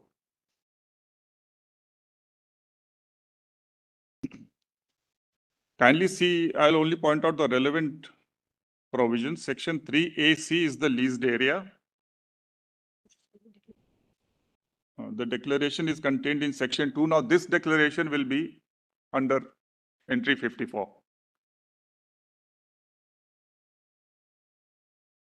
AC is the leased area, means the area specified in the mining lease within which the mining operations can be undertaken and includes the non-mineralized area required and approved for the activities falling under the definition of mine as referred to in clause I. Now, AE is mineral concession, which is very widely worded, includes mining lease, the CONESA permits, prospecting license, composite license, and all this. Small c is mining lease, means a lease granted for the purpose of undertaking mining operations, includes sublease. D is mining operations, means any operation undertaken for purpose of winning any mineral. And FA is production, or any derivative word of the word production, means the winning of or raising of mineral within the leased area for the purpose of processing or dispatch. You can leave out for definitions of prospecting, etc.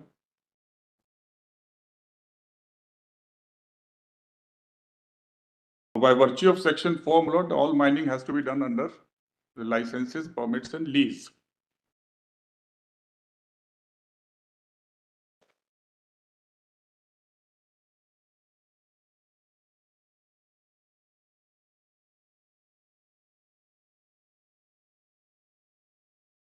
Section 6 is maximum area.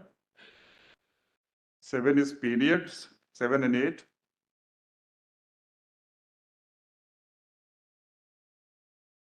Now, 8 is the new provision which now requires that initial leases will be of 50 years, the rest all by auction. Kindly come straight to section 9.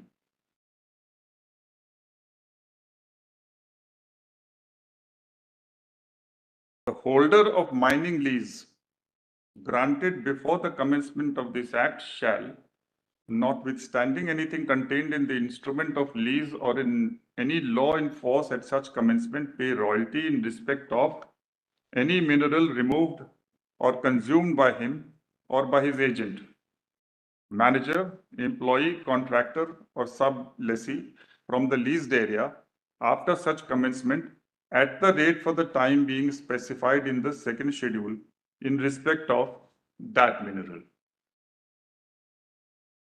The holder of a mining lease granted on or after the commencement of this act shall pay royalty in respect of any mineral removed or consumed by him or by his agent, manager, employee, contractor, or sublessee from the leased area at the rate for the time being specified in the second schedule in respect of that mineral. So both old leases and the new leases will be subjected to charge of royalty.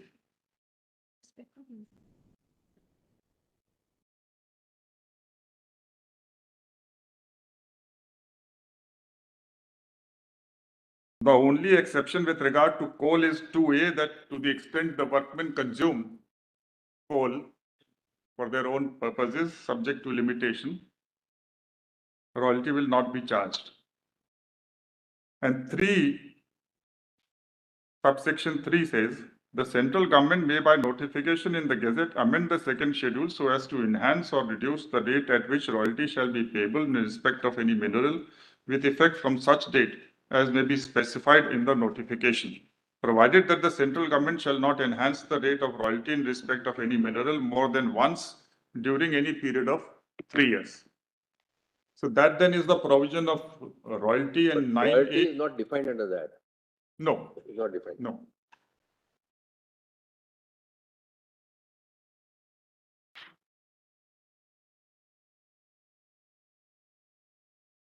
All that it says is that royalty is in respect of minerals which are removed or consumed from the leased area. If your lordship looks at the second schedule, your lordship will find various, just a glance, we are not referring to any particular mineral here.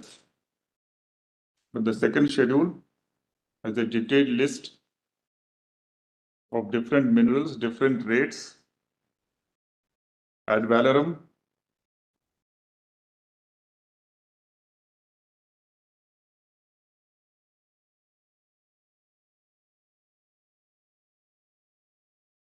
so question, my lord, one of the question is whether this royalty which is levied under section 9 is in the nature of tax, either on a plain reading or by, my lord, bringing in article 366(28) of the constitution, which says, which can be seen at this stage. Tax, That's the main question. Really. that's, Everything revolves around nature of the royalty. that's right. Tax or impost is the word used there. So how do we understand this word impost?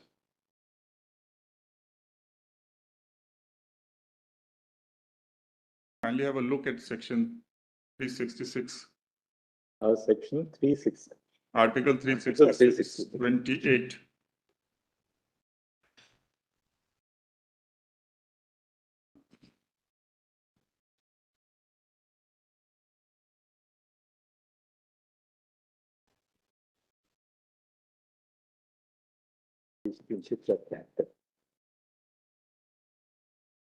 Taxation includes the imposition of any tax or impost, whether general or local or special, and tax shall be construed accordingly.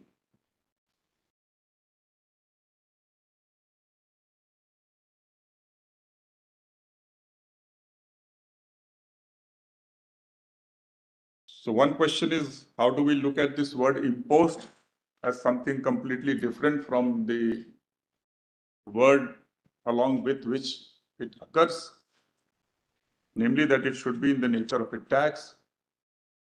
And the other would be, my lord, that irrespective of the label or the nomenclature which is used, because this issue has arisen, my lord, several times, whether it's cess, which is it a fee or is it tax? Is the fee in the nature of tax or tax in the nature of fee? So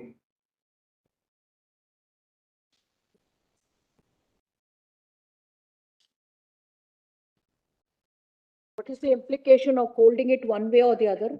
if your lordship holds that royalty in section 9 is a tax, then the next step which the respondents take is that royalty is with respect to minerals removed or dispatched, so it has connection with the minerals, the mineral rights, and consequently it will be a provision which is a limitation within entry 50. That will be one inference with regard to royalty.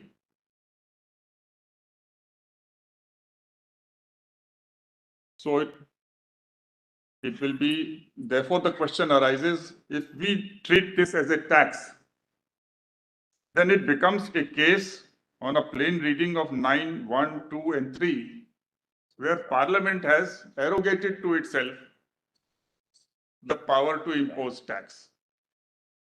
It's not imposing any limitation. You will not do it, I will do it. That's the consequence of considering it a tax. 3 says only central government by notification can amend the schedule so as to enhance or reduce.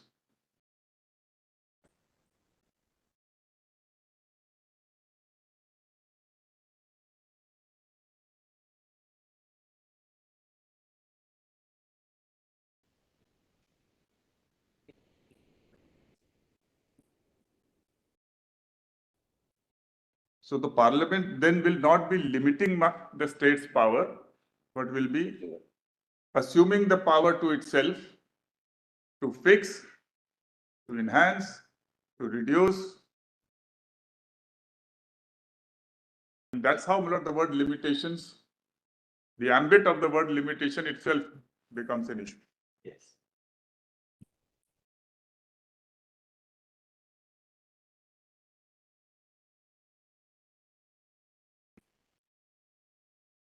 And this is quite apart from the fact that the expression royalty has been used even in the 48 Act.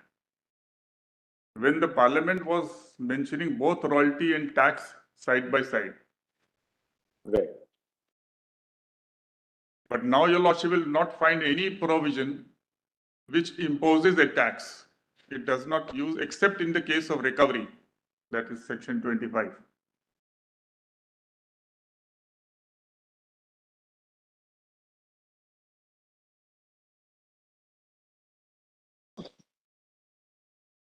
It was necessary to have the word tax in section 25 in a recovery provision alone because 1948 Act had empowered the Parliament to, central government to impose tax also. And it was possible that there are taxes due when this new act comes into force. Right. So the recoveries would still have to be made up with respect to those tax dues. And consequently, only tax is there. We'll come. Which is the next provision you want us to see? So only one thing, section 20, for 25 says, tax fee or other sums due to the government under this act. You can't go to the old act then. Subsection 2. No, subsection 1 of section 25 says, tax fee or other sums due to the government under this act, Yes. not under the old act. This will not empower recovery of outstanding tax under the old act. So I'll just show to your lordships, immediately straight away, kindly see section 29. Yes, existing. Section 29 continues the existing rules, my lord, so as if they are made under. As if this act has been in force on that date. All rules made or purporting to have been made under the Mines and Mineral Regulation and Development Act 1948 shall, insofar as they relate to matters for which provision is made in this act and are not inconsistent therewith, be deemed to have been made under this act as if this act had been in force on the date on which such rules were made, and shall continue in force unless and until they are superseded by any rules made under this act. So those the rules under the 48 Act were made in 1949. So they were continued. This act itself came in 1957 after the first elections. Yes. And the rules, as the lordship are aware, were made in 1960. Mineral Concession Rules 1960, which repealed the old rules. That appears to be the only intent of 25. Otherwise, it's a recovery provision. As the lordship will see on a plain reading, it says, any rent, royalty, tax, fee, other sum due to the government under this act or the rules made thereunder or under the terms and conditions of mineral concession may on a certificate of such officer may be specified, be recovered in the same manner as an arrear. It's not a provision. 25 doesn't impose a tax. The recovery provision. Recovery. And it's an omnibus provision, so whether it doesn't take care of what is due or not due, it lumps together everything and gives a wide power for recovery. But the tax imposition has to come by some specific provision. And royalty is something, Lord, there's one concept, Lord, which in Gannon Dunkerley, which your lordship deployed, namely, Lord, that if a particular expression like sale was being commonly used and understood in a particular manner in the sense of sale of goods act. So therefore, wherever this entry 54 of the word sale was understood in that sense. Likewise, royalty, Lord, was not something unknown. This was being recovered. In fact, one finds mention of this in even Kautilya's Arthashastra. So Iron Age, Lord, came much before, so mining is not that was unknown to India, only after the Britishers came. So with respect to, one clearly understands, state is the owner of the minerals. There's no dispute again, I hope so. Unless and until, my lord, the land, etc. is acquired specifically by Parliament under some law. No, there may be a dispute where the land is a patta land. That again is a controversy. Then there is a private person who will be owning. And that is a very important aspect which I am relying upon. If royalty is a tax, and if state is mining on a private person's land, then it has to pay royalty to that private person. So is the state or the central government not paying royalty tax to the private person? So royalty therefore is consistently used in the sense, prevailing sense, namely that it is a return for parting with my ownership right to the lessee. The state and the government can itself mine, extract minerals and sell it. Instead of doing itself, it grants a lease. And under the lease, the lessee then assumes that right. And a lease is nothing but a contract. What happens if the owner of the land himself mines? Then no royalty, it won't No be. royalty is due. Yes. But if it transfers that right, then it says, all right, you will be selling, you will be earning profits. So I must get it. It's just like, if I author a book and I give it to a publisher, I transfer my copyright to the publisher and the publisher earns profit on that by publishing a number of copies. So I say that I must get as an owner. So it's no different. And that's how it is used.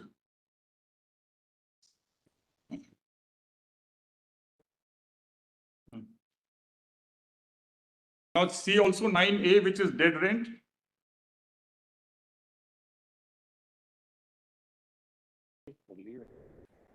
Was the owner of it?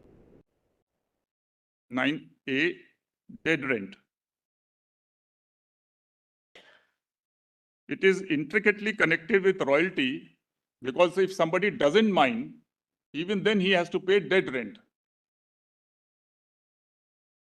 The holder of a mining lease, whether granted before or after the commencement of the Mines and Minerals Regulation and Development Amendment Act 1972, shall, notwithstanding anything contained in the instrument of lease or in any other law for the time being in force, pay to the state government every year dead rent at such rate as may be specified for the time being in the third schedule for all the areas included in the instrument of lease. Yes. Then proviso is important. Provided that where the holder of such mining lease becomes liable under Section 9 to pay royalty for any mineral removed or consumed by him or by his agent, manager, employee, contractor or sublessee from the leased area, he shall be liable to pay either such royalty or the dead rent in respect of that area, whichever is greater.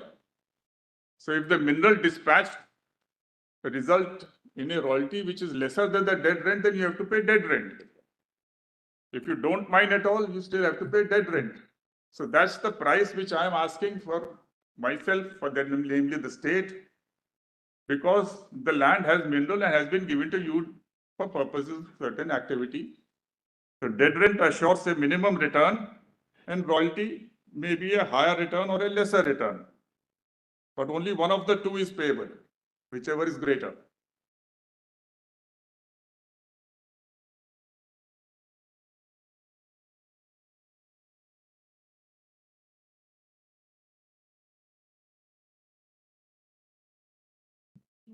Just to note, kindly just note section 13, which is the rule-making power of the central government. 13(2)(I).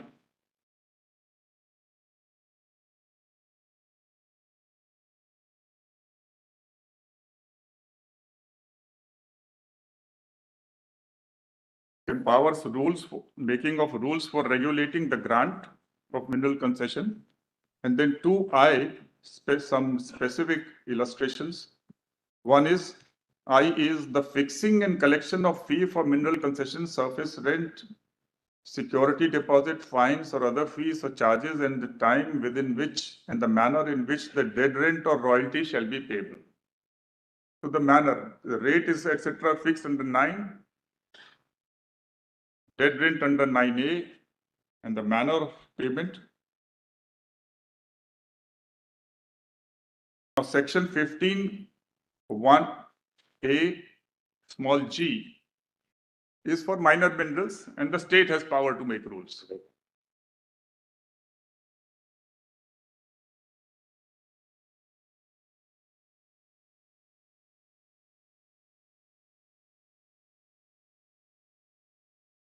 Then kindly have section 17.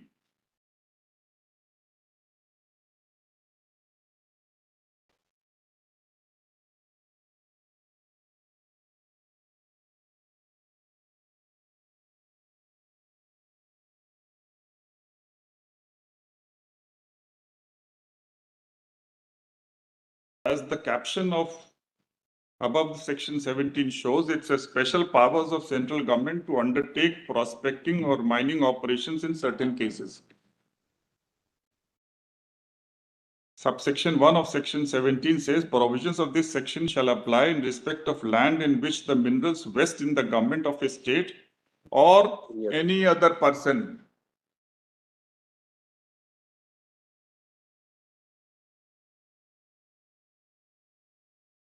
Then kindly have 3. Where in exercise of the powers conferred by subsection 2, the central government, I'm sorry.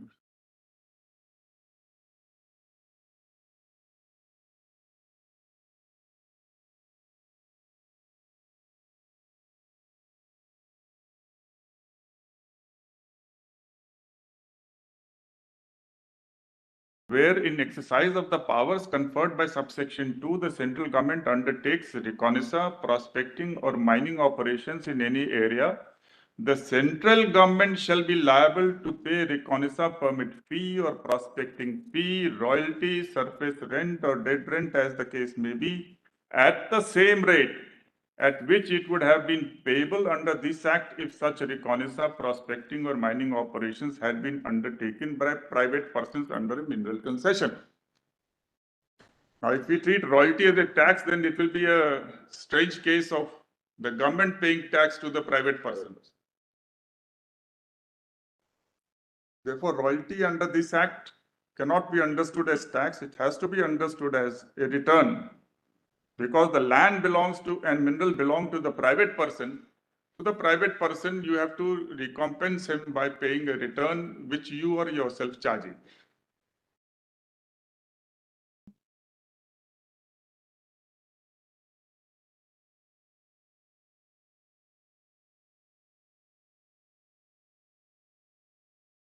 The only difference will be that royalty is not being fixed by the private person but under section 9.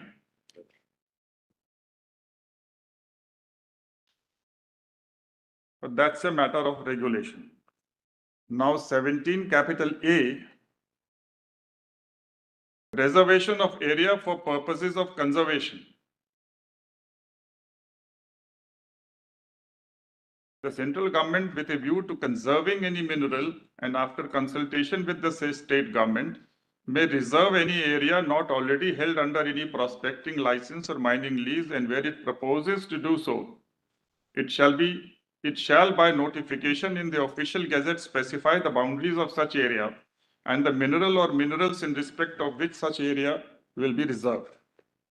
1A, the central government may in consultation with the state government reserve any area not already held under prospecting license or mining lease for undertaking prospecting or mining operations through a government company or corporation owned or controlled by it, and where it proposes to do so, it shall by notification in the official gazette specify the boundaries of such area and the mineral or minerals in respect of which such area will be reserved.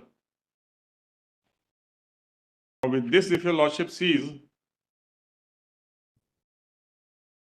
2A, where in exercise of the powers conferred by subsection 1A or subsection 2, the central government or the state government, as the case may be, reserves any area for undertaking prospecting or mining operations or prospecting operations followed by mining operations, the state government shall grant prospecting license, mining lease or composite license as the case may be in respect of such area to such government company or corporation within the period specified in the section. Now, having got this, kindly turn to advert to subsection 3. That's important. That's important.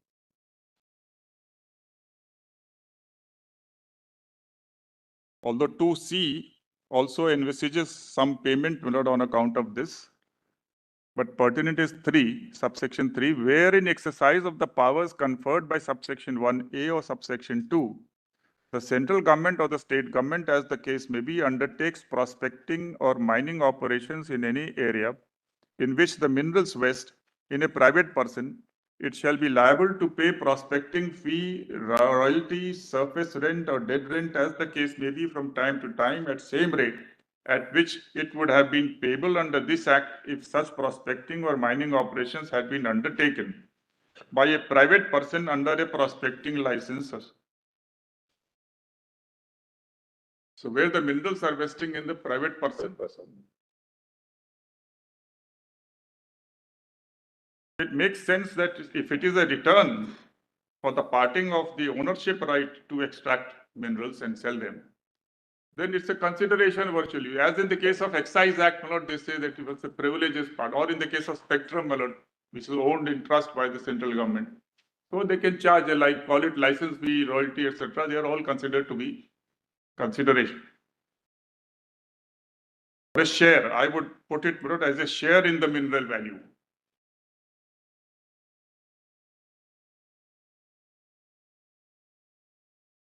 My Lord Justice O was asking about mineral development. There's something in section 18. Right, correct. The whole chapter begins with this development of minerals.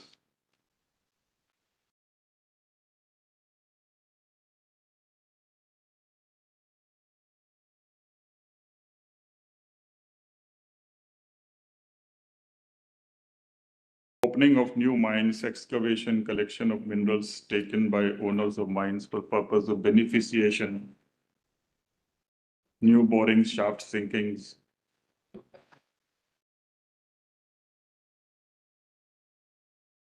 So it's understood in a slightly wider sense.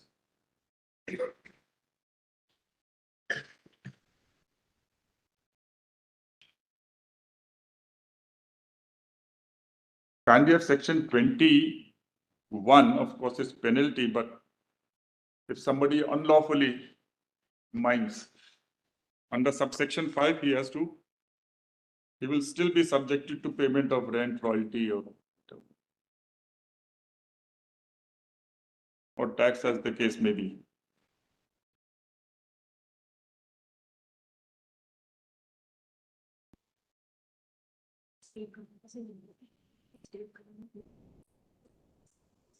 Now, this again, my lord, is one, a recovery provision.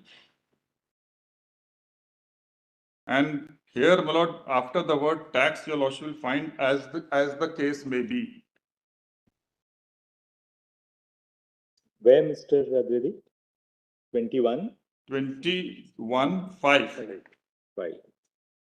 Whenever any person raises without any lawful authority any mineral from any land, the state government may recover from such person the mineral so raised, or where such mineral has already been disposed of, the price thereof, and may also recover from such person rent, royalty, or tax, as the case may be.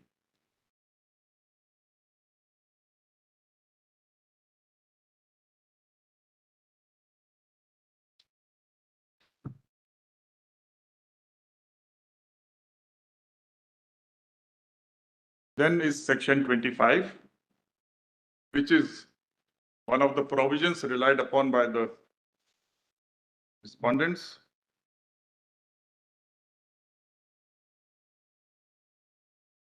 Some of them are appellants, but I'm using this expression generically on the other side. Any rent, royalty, tax, fee, or other sum due to the government under this act or the rules made thereunder, or under terms and conditions of mineral concessions, may on a certificate of such officer as may be specified by the government in this behalf, by general or special order, be recovered. So just like that other provision, this is also, now in 1972, this subsection 2 was substituted. Any rent, royalty, tax, fee, or other sum due to the government either under this act or any rule made thereunder, or under the terms and conditions of any mineral concession, may on a certificate of such officer.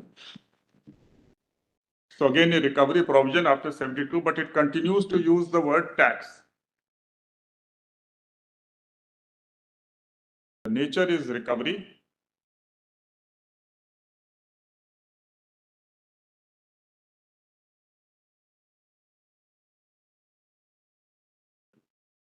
29 I have already read.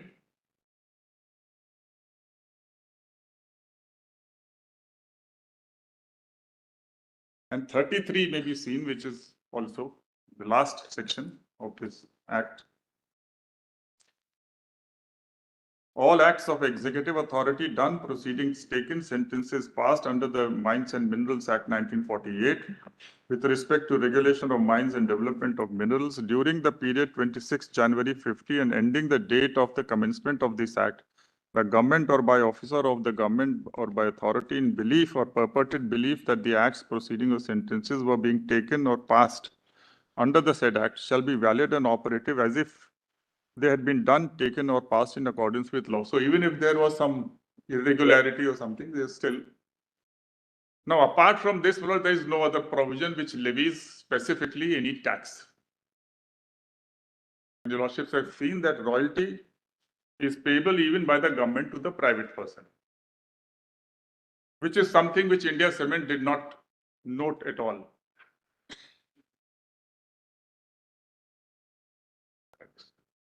Now, just one rule, mineral concession rules, as a Lordship will find. Is it?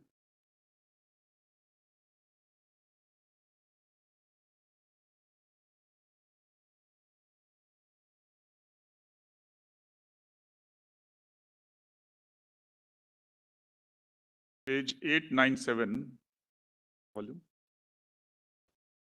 volume 4.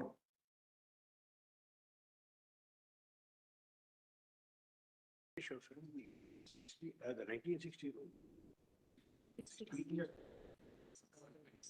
1586. 1586. In the same volume, I think. Oh, I'm sorry, page 1586. Volume 4.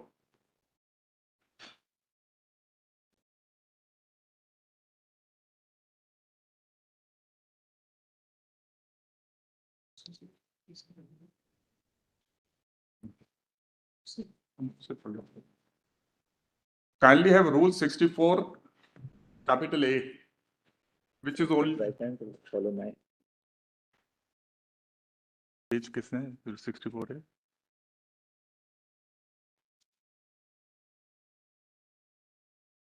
Sharing वाला कौन सा था? 57.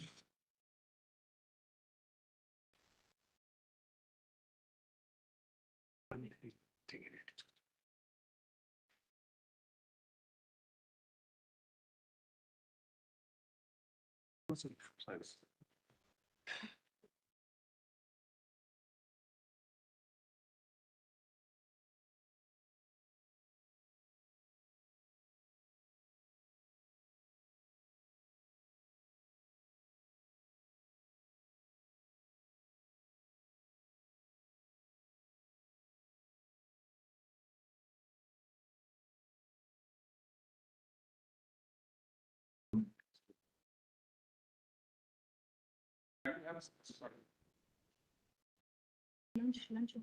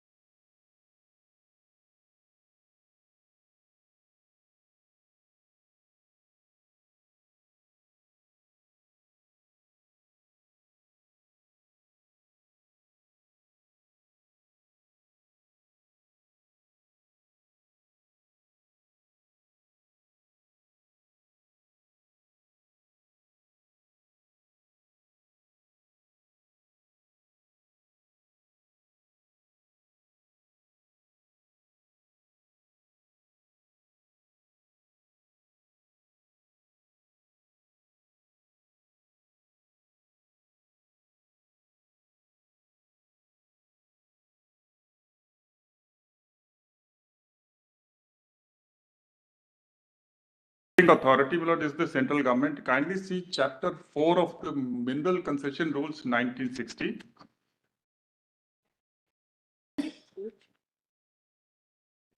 One five nine five. 1559. At page 1595.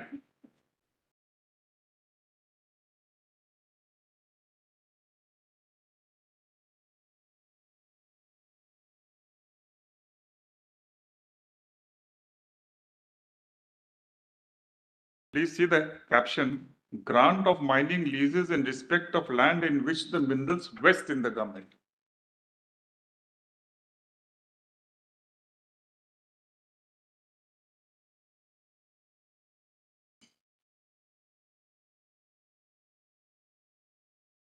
Then please advert to Rule 27.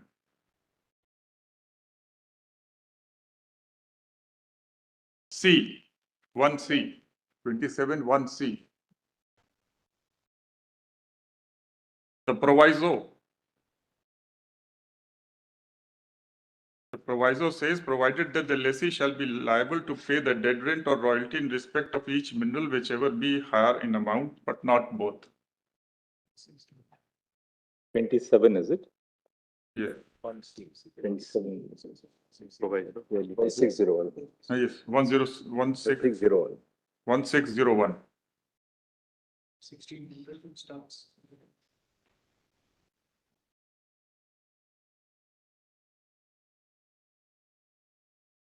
64B is important. Very important. May I continue after lunch? Continue after that.